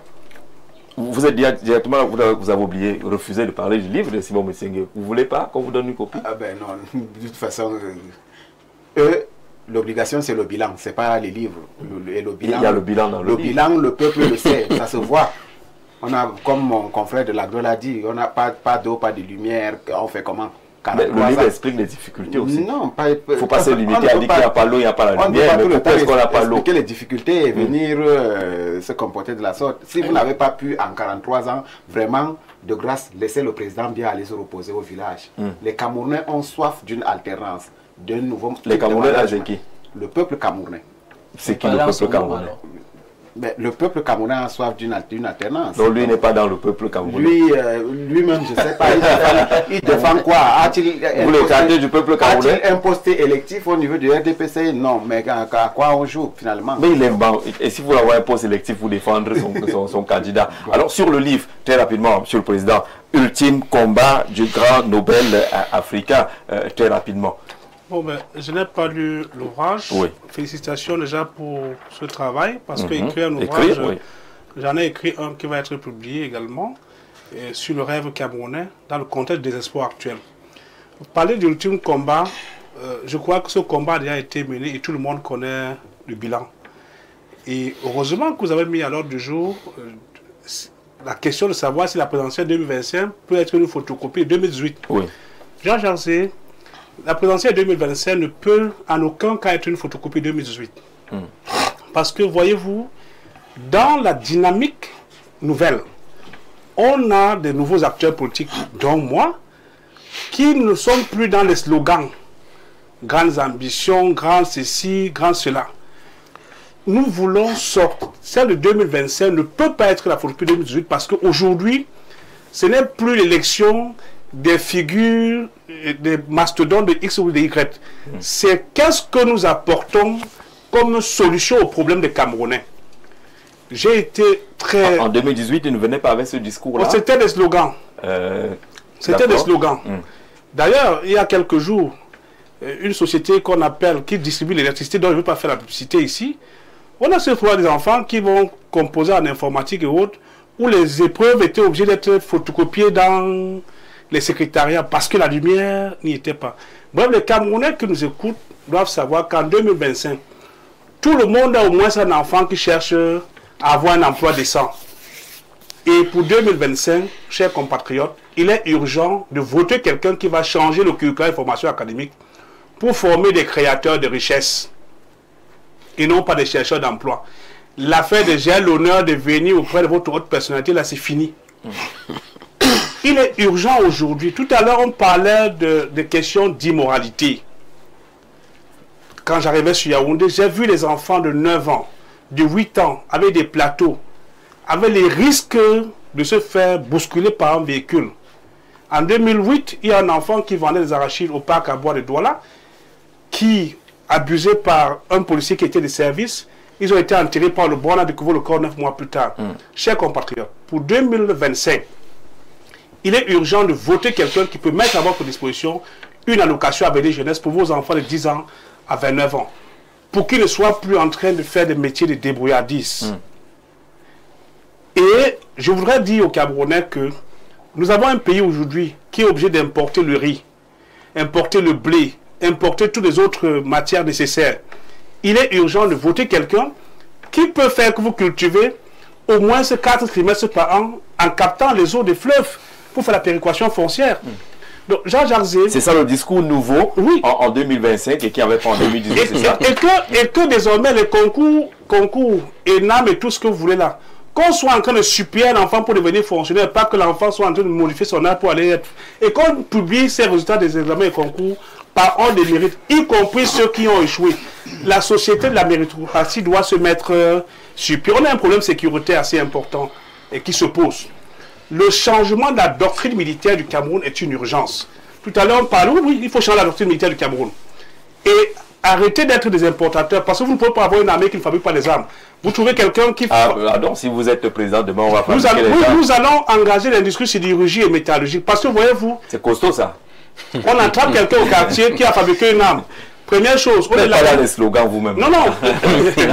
Jean Jarzé, quand on arrête un enfant au quartier qui fabrique des armes, on le conduit dans un centre de formation pour qu'il se perfectionne, on l'amène plutôt au tribunal. Donc c'est un véritable problème. Et plus qu'on parle de la protection de la moralité publique, aujourd'hui, j'ai fait l'université de Douala, aller à l'ESSEC est plein de bars. les bases ont entouré nos écoles. Et nous disons que les gens de 2018 n'ont pas constaté qu'il y a les bars, les secs, qu'il y a le chômage, ainsi de suite. On veut savoir si les acteurs, est-ce que ce n'est pas les mêmes acteurs? Les discours, est-ce que ce n'est pas les mêmes? Les débats, est-ce que ce n'est pas les mêmes? On a parfois l'impression sur nos plateaux qu'on est toujours en 2018, monsieur le secrétaire général. Jean-Jacques, la question est tellement large à débattre que on ne peut pas totalement l'éponger. Commençons quand même. Parce que la petite différence qui peut se trouver entre 2018 et 2025, si les gens veulent ressortir au niveau des candidats qui n'étaient pas là en 2018 et qui vont apparaître en 2025, le langage qui était là en 2018 et qui pourra être plus ou moins en 2025, cela ne peut pas être suffisant. Pourquoi? Parce que les gens qui vont faire le vote, combien coûte tout ce qu'on dit ici? C'est là où le vote devient compliqué, le jour J. Parce qu'il y a une réalité qui se passe le jour de l'examen. Ce n'est pas tout ce qu'on a parlé en classe que le professeur, l'enseignant a parlé. Le jour de l'examen a sa façon et des choses qui rentrent ce jour-là. La grosse difficulté qu'il y a, c'est que le Cameroun n'est pas couvert de tout ce qui peut permettre aux gens de comprendre. Et quand j'ai un peu fouillé un certain nombre de choses, j'ai trouvé qu'il n'y a plus de gens qui refusent de voter dans les agglomérations comme ici, par rapport au village. Oui. On vote plus dans les villages. On vote plus que dans les villages que dans les villes. Oui. Parce que depuis 2011, je vote chez moi, à mon atelier, au village, à moins de 3 km du centre-ville. Dès que les mamans rentrent de l'église, tu vas les voir en train de monter pour aller voter. Par contre, ici, quelqu'un refuse d'aller voter, il est couché chez lui. Il est là. Et pourtant, c'est lui qui a suivi tout ce que les gens ont bavardé depuis 2000, je ne sais pas, jusqu'au jour où il y a des élections. Mais lui, il a refusé d'aller voter. C'est de ça qu'il est question. Par contre, cette maman qui n'a rien suivi, ma maman a 75 ans environ. Si je n'étais pas d'un autre parti, ma maman connaît 2 personnes. Je ne vais pas citer les noms. Paul Biya. Et qui? Et Samuel Eto'o. Et ça? Je vous assure. Ma grand-mère connaissait 2 personnes. Oui. Paul Biya et Roger Mila. Elle nous demandait souvent que c'est lui qui dansait souvent, il est là. Ma maman qui a 75 ans environ connaît 2 personnes. C'est pour cela qu'on posait la question si on n'est pas en train d'aller à la photocopie de 2018. Donc tout ce que nous voulons bavarder ici, sur les mêmes sur les plateaux de télévision, ça ne peut pas être suffisant pour changer le vote en 2025. Parce que l'arrière-pays ne nous écoute pas. C'est de ça qu'il est question. Or, c'est l'arrière-pays là qui fait le vote. Tout le monde est fier d'aller voter. Chez moi, quand tu demandes en main, on veut qu'elle vote, on a un vote. Et pourtant, elle n'a rien suivi de tout. En fait, de tous les projets. Le nouveau Paul Biya, c'est qui? On dit que notre Paul Biya, c'est qui? Notre Paul Biya, c'est qui? Avec vous venez avec une figure. C'est ça le problème, Jean-Jacques. C'est ça le problème, que nous tournons sur les plateaux de télévision chaque jour pour parler aux gens qui vont refuser d'aller voter aujourd'hui. Et qui se plaignent. Et ce sont eux qui se plaignent. La maman ne se plaint pas assez parce qu'elle sait qu'elle va aller au champ, elle retire son manioc, elle met ça au feu, elle mange avec les prunes comme ça arrive au village. Il faut que les partis politiques descendent. Et qui ont un sérieux problème, Jean-Jacques. La politique nécessite l'argent. Pourquoi je le dis? Je l'avais dit ici que j'ai évalué un peu ce que la présidentielle peut être quand j'ai vu ce qu'on a fait à Monatel en 2020. On avait à peine 1 an et demi. Le RDC est né le 9 juillet 2018. Et on a passé un vide là jusqu'en début d'année de 2019 pour commencer à chercher comment on peut aller aux élections de 2020. Et je vais vous dire quelque chose. C'est là où j'ai compris que ce n'est pas une histoire de bavardage sur les réseaux sociaux, de bavardage sur les plateaux de télévision. C'est d'être concret sur le terrain le jour-là. Mon atelier a peine 73 bureaux de vote. Nous avons pu couvrir les 73 représentants de chaque bureau de vote. Et en dehors de ces représentants, moi, on a encore fait ce qu'on appelle le champ de zone. C'est-à-dire qu'on regroupait 6 bureaux de vote pour que quelqu'un tourne là. La patrouille. La patrouille. Il faut donc voir ça en termes d'un parti qui vient de naître. Là c'est du concret sur le terrain. Je voudrais enchaîner justement sur la crainte d'avoir un copier-coller en 2025. Les débats sont les mêmes, code électoral. Les débats sont les mêmes, coalition ou pas de l'opposition. Les débats sont pratiquement les mêmes. Paul Biya est âgé, il était déjà en 2018. Et les plateaux sont pratiquement les mêmes configurations tous les dimanches. Est-ce qu'on n'est pas en train d'aller pratiquement à la même chose en 2025? Non. Sur le plan des villes de grandes métropoles, il y aura une différence entre 2018 et 2025. Dans les grandes métropoles? Oui, oui. Maintenant, dans les campagnes... La différence serait quoi dans les grandes métropoles? Allez-y, au fond. Dans les grandes métropoles, c'est quoi? Quand il dit il y aura la différence, parce que quand il peut l'exemple comme une ville comme Yaoundé. À Yaoundé déjà, moi qui marche un peu de partout, les partis politiques déjà, comme LDPC et MC et tout cela, il y a la concurrence. Oui, puisque c'est que je suis un peu de partout dehors là, quand je marche partout, il y a une sorte de déception par rapport au parti au pouvoir. Ça fait donc, et ce qui me fait un peu mal, c'est que ces gens-là, ces gens de l'opposition n'en profitent pas. Au concret, sont toujours en train d'aboyer comme nos chiens qu'on appelle les conjans là. Ils aboient après ils ne font absolument rien. Ils ne mordent pas. Puisque,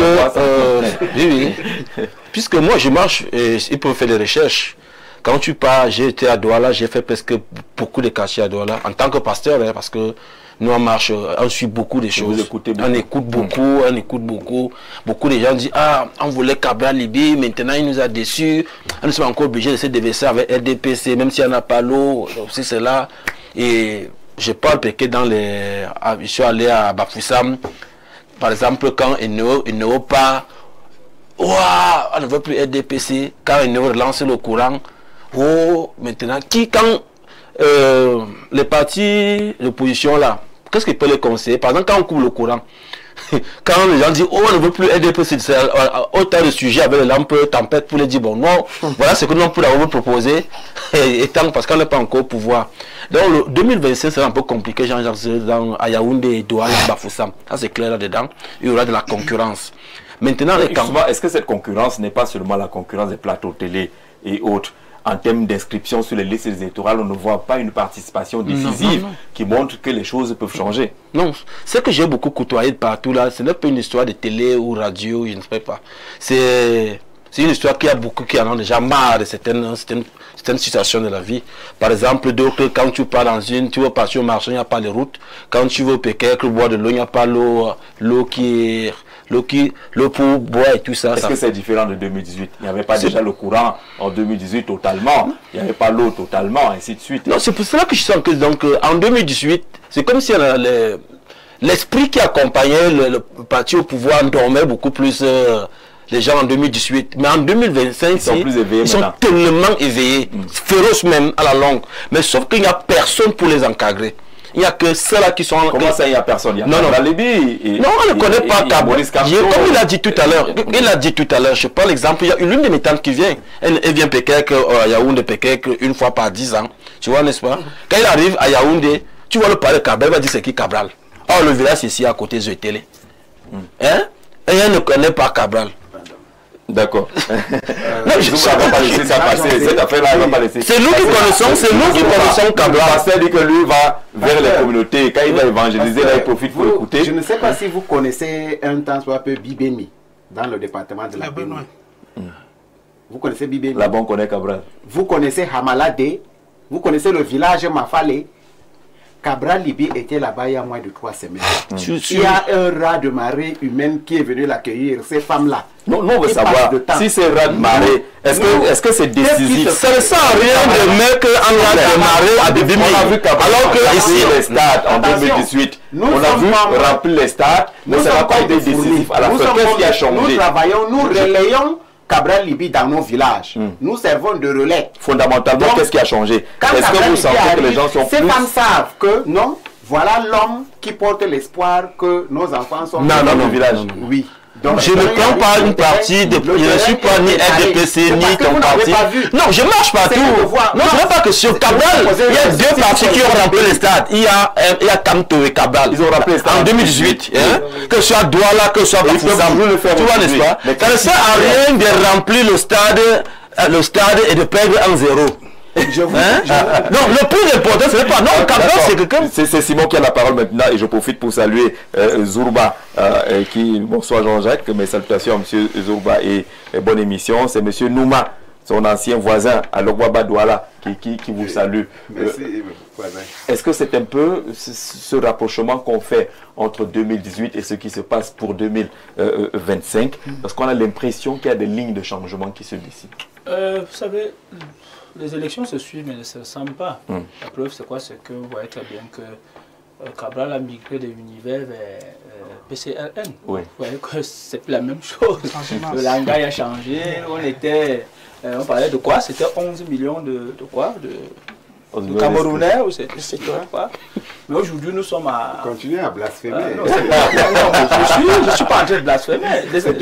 Non, mais ce n'est pas du blasphème. Cabral Libye était candidat de l'univers, il me semble bien, en 2018. Est-ce que c'est un blasphème? C'est pas un blasphème. Et il ne conduisait pas le tribalisme, non, c'est pas le fédéralisme communautaire. Je crois que c'est un truc de ce genre. Il conduisait, je crois, 11 millions de, je sais pas très bien quoi, où l'énergie est montée, descendue. Bon, il a abandonné cela.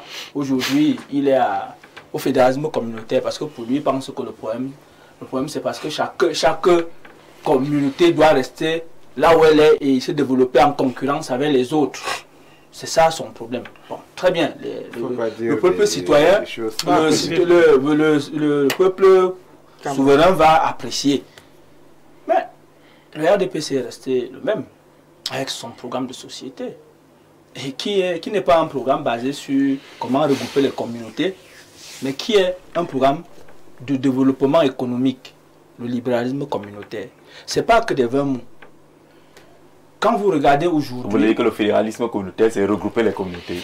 Bien sûr, on vous dit qu'il faut que... un programme de développement. Mais non, ce n'est pas ça. Donc, je voulais dire que...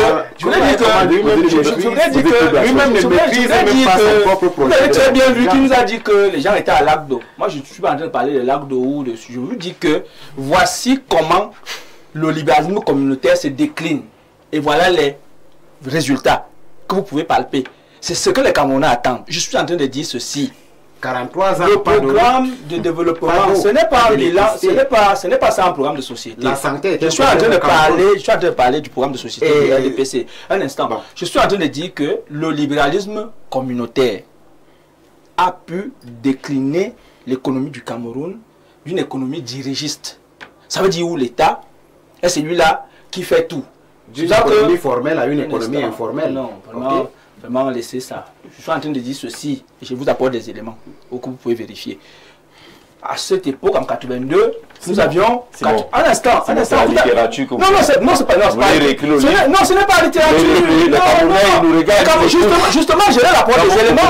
Je suis en train de dire ceci. Ainsi de suite, vous parlez de la PAG souffre. Non, attendez. Il n'y a pas de... Ne prenez pas les Non, ça c'est du populisme. Nous sommes en train de dire ceci. Vous êtes sans ignorer qu'il y a eu un débat, qui a eu cours, qui a toujours cours. On vous dit... le RDPC a fermé toutes les sociétés qu'il doit créer. Vous le savez, non? Ça se dit, non? Il y avait les cellules Camille, il y avait ainsi de suite, ainsi de suite. Sauf qu'en réalité, ces sociétés étaient des sociétés budgétivores parce qu'il y a des subventions. Dans une économie où la démographie est évolutive, il fallait que le peuple souverain prenne ses responsabilités. C'est pour cela que nous avons migré vers une économie qu'on appelle une économie libérale, qui a donc donné la priorité, la fabrication des richesses au privé. Et aujourd'hui, vous en êtes satisfait? Aujourd'hui, nous sommes très satisfaits. Aujourd'hui, d'accord. Mais ça ne suffit pas, mais nous sommes satisfaits. Je vais vous dire pourquoi. Aujourd'hui, les impôts, notre budget, dans la sous-région Afrique centrale et même dans les pays de la zone franc, regardez l'architecture des budgets. Vous allez vous rendre compte que le seul pays où les impôts financent 55% de son budget, c'est le Cameroun. Et c'est une bonne chose. C'est une très bonne chose. Quand vous regardez... Vous comptez sur la fiscalité. Bien sûr, sur le travail des Camerounais. Écoutez, par contre, les autres comptent sur quoi? Les autres comptent sur quoi? Les autres comptent sur... Les autres, c'est qui, par exemple? Non, les autres pays... On prend niveau de développement, entre guillemets, la Côte d'Ivoire. Les autres comptent sur quoi? Ils comptent sur les exportations, donc sur l'État. Sur les exportations. Oui, sur l'État. Ça veut dire qu'ils produisent et ils exportent. C'est l'État. C'est pour cela que... Pour exporter, il faut produire. Oui, c'est justement pour cela que Laurent Gbagbo le disait dernièrement. Il disait que comment le Cameroun a pu faire pour avoir où le kilogramme de cacao coûte 5 000 francs alors qu'en Côte d'Ivoire on dit qu'on a augmenté à 1500. Ça, c'est la différence entre le dirigisme et le néolibéralisme communautaire. Sur les faits, quand on le taux de croissance, je peux vous dire une chose. Ils sont presque à 2 chiffres. Non.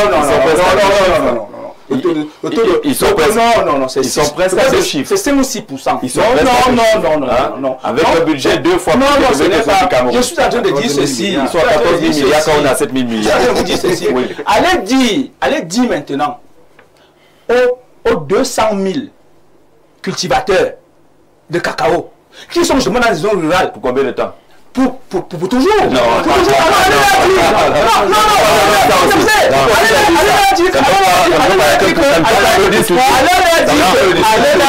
Allez dire qu'il y a un autre candidat. Oui. En dehors du candidat Paul Biya. Qui achète le cacao à... Non, allez leur dire qu'il y a un autre président en dehors du président Paul Biya. Donc l'argument... Ils vont vous dire, chez nous, les gens souvent, pardon, Jorbi dit là, on laisse... Donc l'argument nouveau de 2025, c'est que Paul Biya au moins achète votre cacao à... En réalité, quand vous regardez aujourd'hui, 444 000 entreprises, petites, moyennes et grandes entreprises, emploi. Je suis dans une entreprise. 444 000. Voici un exemple. C'est quoi les bars? Bon, donc ça veut dire que le groupe La Météo est parmi. Vous comptez les 4. Non, je dis ceci, je commence par le groupe La Météo. Le groupe La Météo est parmi. Est-ce que c'est un bar? Donc Paul Biya, oui. Non, est-ce que c'est un bar? C'est ça. C'est le travail. On n'est pas en train de supputer. On est dans le travail. Donc, ceux qui veulent continuer à manipuler, maintenant, on a amorcé l'industrialisation. Il faut l'accélérer. Non, il y a le courant. La vérité, c'est quoi? C'est qu'on ne peut pas tenir. Les Camerounais sont matures. Les Camerounais ne sont pas des gens qu'on peut vendre des illusions. Non, si j'arrive demain, je vais créer des barrages partout où on aura le courant. Parce que vous parlez de lac d'eau. Il y a un barrage à lac d'eau. Sauf que, si vous étiez honnête politiquement, vous saurez pourquoi le barrage là produit pratiquement le tiers de son potentiel. Comme tous les autres barrages. Non. Aucun barrage n'a un rendement. Non. Tous les barrages qui sont situés sur la Sanaga. Lequel? Tous les barrages. À le rendement tel que prévu. Oui. Maintenant c'est la distribution. On va parler de... Non, je sais de la production. Oui. Je vous dis ceci. En attendant que le barrage de Nachigal soit livré totalement, les barrages qui sont situés sur la Sanaga, à savoir Somloulou, Idéa, ou encore l'usine de pied de Lompanga. Ça marche même pas. Non, l'usine de pied de Lompanga. Ça marche pas. L'usine de pied de Lompanga ne marche pas. Actuellement, je ne sais pas ce qu'il y a le courant. Ce n'est pas parce que... Bonsoir Gigi Zek, il y a tout ton panel. Je suis d'accord avec le monsieur qui dit que c'est dans l'arrière-pays qu'il y a plus d'engouement pour le vote et que les partis d'opposition doivent aller dans l'arrière-pays, mais est-ce que le pouvoir en face leur permet alors de se déployer avec des multiples interdictions? C'est Thierry de Samelima qui envoie ce message-là. Alors donc on n'interdit plus. Bonsoir, excusez-moi.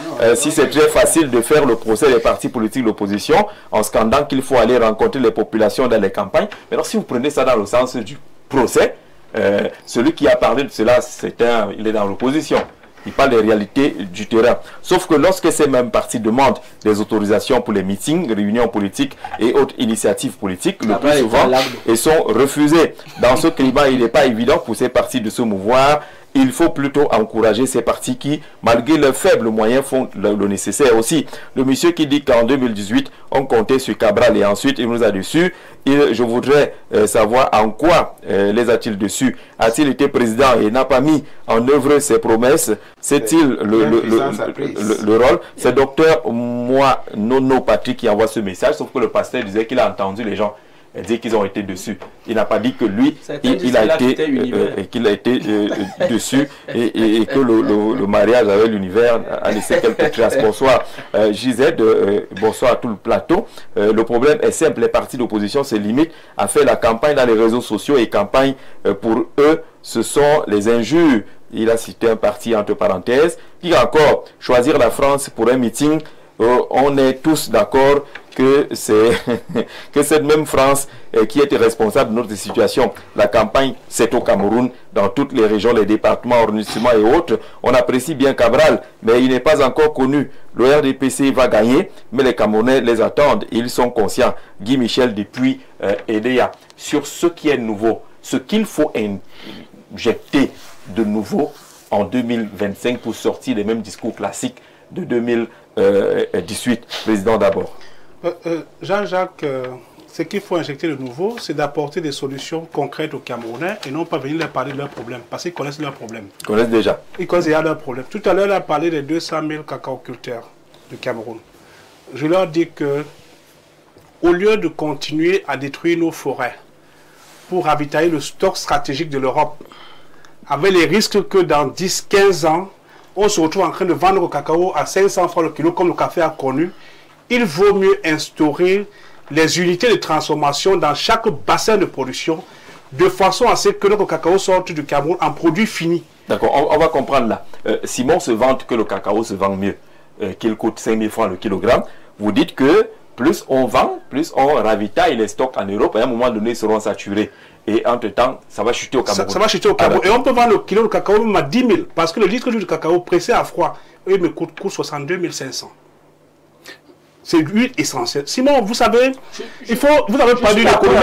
Oui, vous avez perdu le clou. Je vais même enfoncer le clou. Oui. Si vous connaissez mieux l'économie du Cameroun, vous verrez que sur la filière cacao, sur les 300 000 tonnes de cacao que nous exportons, nous transformons localement 30%.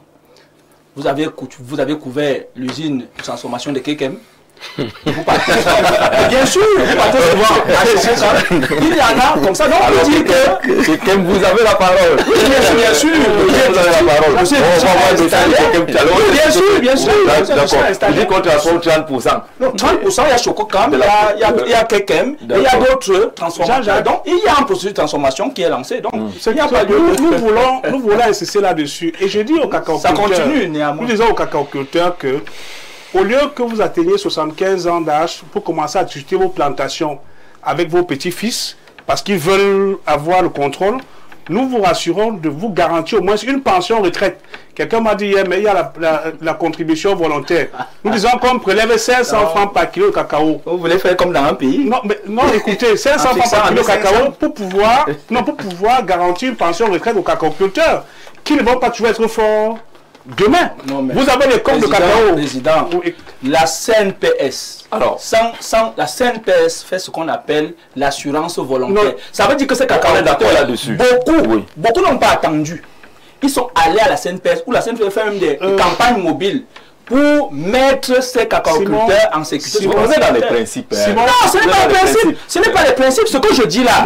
On est dans le village de producteurs de cacao.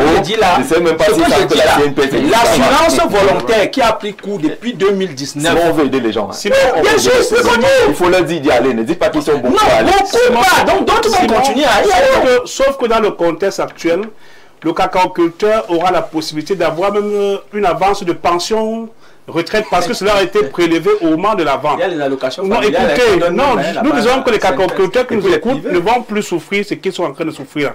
Le cacao sera vendu beaucoup plus cher. Vous avez l'autre aspect qui est assez important. Vous avez les coques de cacao qui sont abandonnés dans le cosmétique. Ça se transforme déjà. Je suis en train de vous dire donc que désormais, on pourra les acheter, ces coques de cacao, pour pouvoir transformer pour l'alimentation des poissons et au-delà. Et il y a un autre point assez important, les populations de Tété, de Vundu, du côté Bangassi, là, nous écoutez. TT. TT, c'est la plus grosse je vous dis donc coopérative de cacao. Je vous dis donc que, écoutez, les populations de TT, dans le Mamekim, les populations de Ngouti, Tombel, et tous les autres bassins de production, Yabassi par exemple également, dans le CAM, qui produit à Soleil, nous allons construire les routes en BOT. Parce que vous ne pouvez pas produire BOT, Build, Operate and Transfer. Oui. Ce qui suppose que désormais, le péage, le paysage et la gestion des infrastructures sur la route permettront que vos villages soient desservis et que la route ne soit plus le seul moyen de transport, qui est aussi la possibilité de draguer les fleuves. D'accord. Voilà ce qui est nouveau en 2025. C'est ça que vous mettez dans le nouveau 2025. Bonsoir, que Simon Moussenge prenne le temps de lire le livre programme de Cabral d'abord, avant de penser le dénigrer. Il ne comprend rien du fédéralisme communautaire. Monsieur Boyo, depuis Bertois, vous voulez le lire? C'est le vôtre. C'est le vôtre. Vous voulez le prêter à Simon? Je l'ai lu. Donc il y a tout là-dedans. C'est l'auteur, non? Sur les discours nouveaux, on a parlé du cacao. Vous voyez que l'un est dans la satisfaction de ce qui se passe aujourd'hui. L'autre dit qu'il faut aller un peu plus loin. Que cela, on célèbre Paul Biya? Oui, on le célèbre. Pourquoi? On n'a pas compris sa transformation. Comment est-ce qu'il a fait pour que les cacaoculteurs camerounais se portent mieux que les cacaoculteurs brésiliens? Vous voyez que c'est un travail de longue haleine. Mettre en place une filière, producteur, transformateur et commerçant. D'accord. Bonsoir à vous, je suis Etogo Etundi de Loua Parobala. J'apprécie l'idée du docteur dans le sens où Cabral Libi nous a dessus en devenant député du RDPC à l'Assemblée nationale. Pourquoi est-ce qu'il vous décevrait en devenant député? Est-ce qu'il est un mauvais député? Est-ce qu'être député veut dire qu'il ne va plus être le président que vous avez voulu il n'est pas député avoir? RDPC. Maintenant, il y a des élections. Lui, c'est pourquoi il est député RDPC. Bonsoir à vous. Sur le plateau, la présidentielle 2025 sera médiocre que celle de 2018 car plusieurs acteurs opportunistes se sont rendus compte qu'il faut s'allier au parti au pouvoir pour avoir une meilleure vie personnelle et individuelle. Merlin depuis Douala. Est-ce qu'on va lire un ou deux autres messages? Bonsoir à vous sur le plateau. Vraiment demander au monsieur du RDPC d'être sérieux sur ses dires. Je suis sérieux. Non, vous n'êtes pas sérieux, Simon. Je suis sérieux. Il dit que vous n'êtes pas sérieux. Bonsoir à vous, plateau de Grand Soir. Je suis étudiant et je ne comprends pas pourquoi tous les membres du RDPC parlent toujours de 422. Le problème économique est de réduire le taux de chômage des Camerounais et d'industrialiser notre économie. Nous ne voulons plus les discours de 422. Le plan structurel que propose le RDPC pour le Cameroun est lequel? C'est Franck depuis Yaoundé qui ne veut pas que vous nous rappeliez l'histoire là-dessus. La présidentielle de 2025 n'est pas une simple photocopie de 2018, bien que les dynamiques de pouvoir, domination du RDPC, accusation de fraude, fragmentation de l'opposition restent similaires. De nouveaux acteurs, des défis juridiques pour l'opposition et une mobilisation électorale accrue introduisent des variables inédites. Le report des législatives et municipales pourrait avantager le parti au pouvoir en limitant les options de certains opposants, tandis que l'absence d'unité dans l'opposition, comme en 2018, risque de favoriser une nouvelle victoire de Paul Biya. S'il se présente cependant, l'émergence des jeunes candidats et l'implication internationale pourraient apporter des surprises, même si une alternance semble difficile dans le système actuel. Merci, bonsoir. Il parle de l'émergence de jeunes candidats. Est-ce que c'est une nouvelle donne par rapport à 2018? En 2018, il y avait déjà Cabral, il y avait déjà Serge Espoir Matomba. Est-ce que c'est différent de 2025 lorsqu'on parle d'émergence de nouveaux candidats? J'ai dit à quelqu'un dernièrement sur notre plateau de télévision que ce qui dérange, c'est parce que les leaders politiques ne sont pas constants sur la scène politique. C'est-à-dire que entre 2020 et 2025, il y a eu des élections, entre les élections présidentielles de 2018 à 2025, que nous allons présenter les autres élections, il y a eu beaucoup d'élections au milieu là. Il y a eu des élections régionales, il y a eu des élections législatives et municipales, et il y a eu des élections sénatoriales. Les régionales également. Oui. Oui. Mais combien de partis ont été effectifs dans ces dans ces élections-là. Il y a quelques rares partis qui restent constants. Et on se demande, on se pose la question que comment est-ce que ça peut tourner, ça peut aller en un tour de baguette magique d'apparaître pour parler des élections présidentielles. C'est ça le problème. Et j'ai rencontré un leader de parti qui me dit, Bertin, vous ne pouvez pas nous dire autrement. Comment est-ce que vous vous retrouvez, si jeune parti, vous êtes parti aux élections régionales, vous êtes parti aux élections législatives et municipales, vous êtes parti aux élections sénatoriales. Comment est-ce que je lui ai demandé si un parti, au lieu qu'il soit parti politique, il doit devenir société civile. Moi, je pense que beaucoup de partis se transforment en société civile. Parce qu'on ne les retrouve pas, Jean-Jacques, sur la scène politique pour aborder toutes les échéances qui sont prévues. Et une autre difficulté pour nous qui arrivons sur la scène politique actuellement, c'est que quand tu écoutes les gens dans l'arrière-pays, tout ce que les gens parlent des projets des sociétés, Jean-Jacques, je le dis parce que on y va auprès de ces gens-là. Qu'est-ce que les gens vont faire pendant les campagnes? Il n'y aura pas de programme, réellement. Surtout au parti qui détient les choses en main.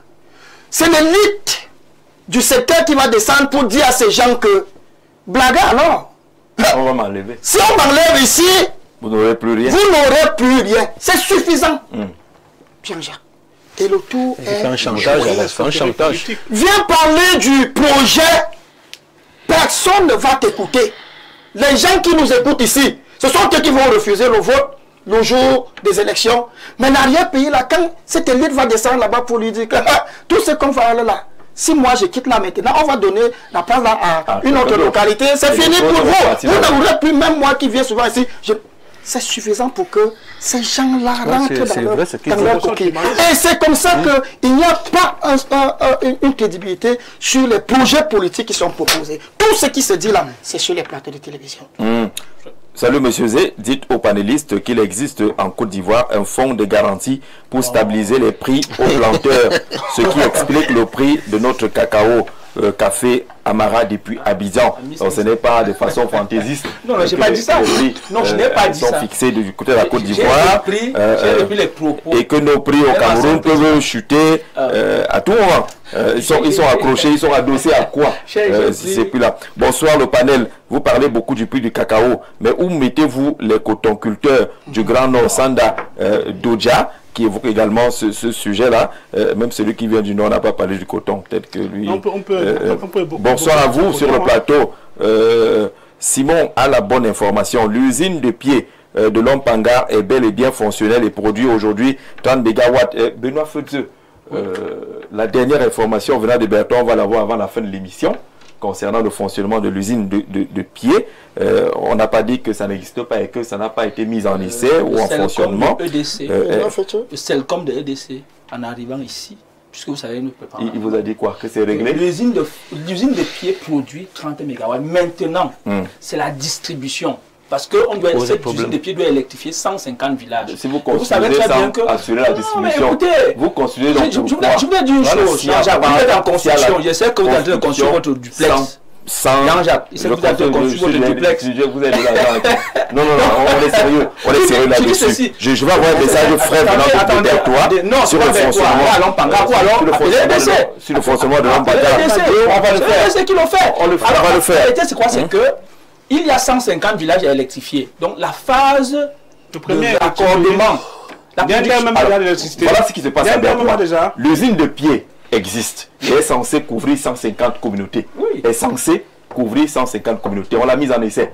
Entre-temps, on a connecté la région de l'Est au réseau interconnecté Sud à partir de Wampan. C'est ça qui fonctionne de façon permanente ou alternative. Et lorsque ça ne marche pas comme à Yokadouma, on met le carburant. Il y a encore le carburant. C'est un projet qui est en train d'aboutir. Oui. Mais la production, elle est là. Maintenant, la distribution, La Sonatel est en train de se déployer permission. Et l'agence d'électrification. Alors, Benoît Feudier qui envoie le message pour dire que vous avez raison, ajoute qu'elle est devenue la principale source d'énergie permettant d'économiser l'énergie thermique qui alimentait la région. Sauf que, bon, le résultat des courses sur place là-bas, ce n'est pas encore ça. Bonsoir le plateau. Monsieur Simon, cette comédie ne fait plus rire. Je continue de penser que les débats auraient un véritable impact que lorsque vous, médias, organiserez ceci directement entre candidats. C'est peut-être pas le moment, répondez-vous, mais pensez-y. Alors, sur Info TV, on reçoit les candidats tous les vendredis soirs. Donc demain, nous aurons un candidat, il s'agira d'Éric Guégim, qui est le candidat du Parti écologiste, qui viendra à 21h demain. Comme tous les vendredis, la semaine prochaine, nous aurons Olivier Billet. On a déjà reçu presque tout le monde, Keremouna, Joshua Ochi, Cabral, Libi et les autres. Si Paul Biya dit qu'il vient, ça on le prend. Il n'a pas encore dit qu'il est candidat dans l'affaire. D'abord vous, on va y aller parce qu'on n'a plus beaucoup de temps. Oui. Oui, Jean-Jacques, je m'en voudrais de ne pas apporter mon soutien à toute la population du village Wurotara, du côté de Guidère, où le maire est venu carrément leur dire que comme ils ne votent pas pour l'UNDP, ils n'auront pas d'eau potable. Lui-même va boire quoi? Le maire et sa famille vont boire quoi? Je les rassure que le PCRN et Cabral Libi est de tout cœur avec eux. D'accord. Et ils ont soif. Vous dites qu'ils ont de tout cœur avec eux. De tout cœur avec eux parce que d'ici octobre, l'affaire d'eau à Wurotara, ça sera un triste souvenir. Oh. Dès que vous serez élu. Oui. À Wurotara. À Wurotara, c'est une banlieue de Guidère. Comment ça va faire le plus facile, non? Faites d'abord les petits forages. Les petits forages d'abord avant. Si vous étiez au Congrès, est-ce que vous allez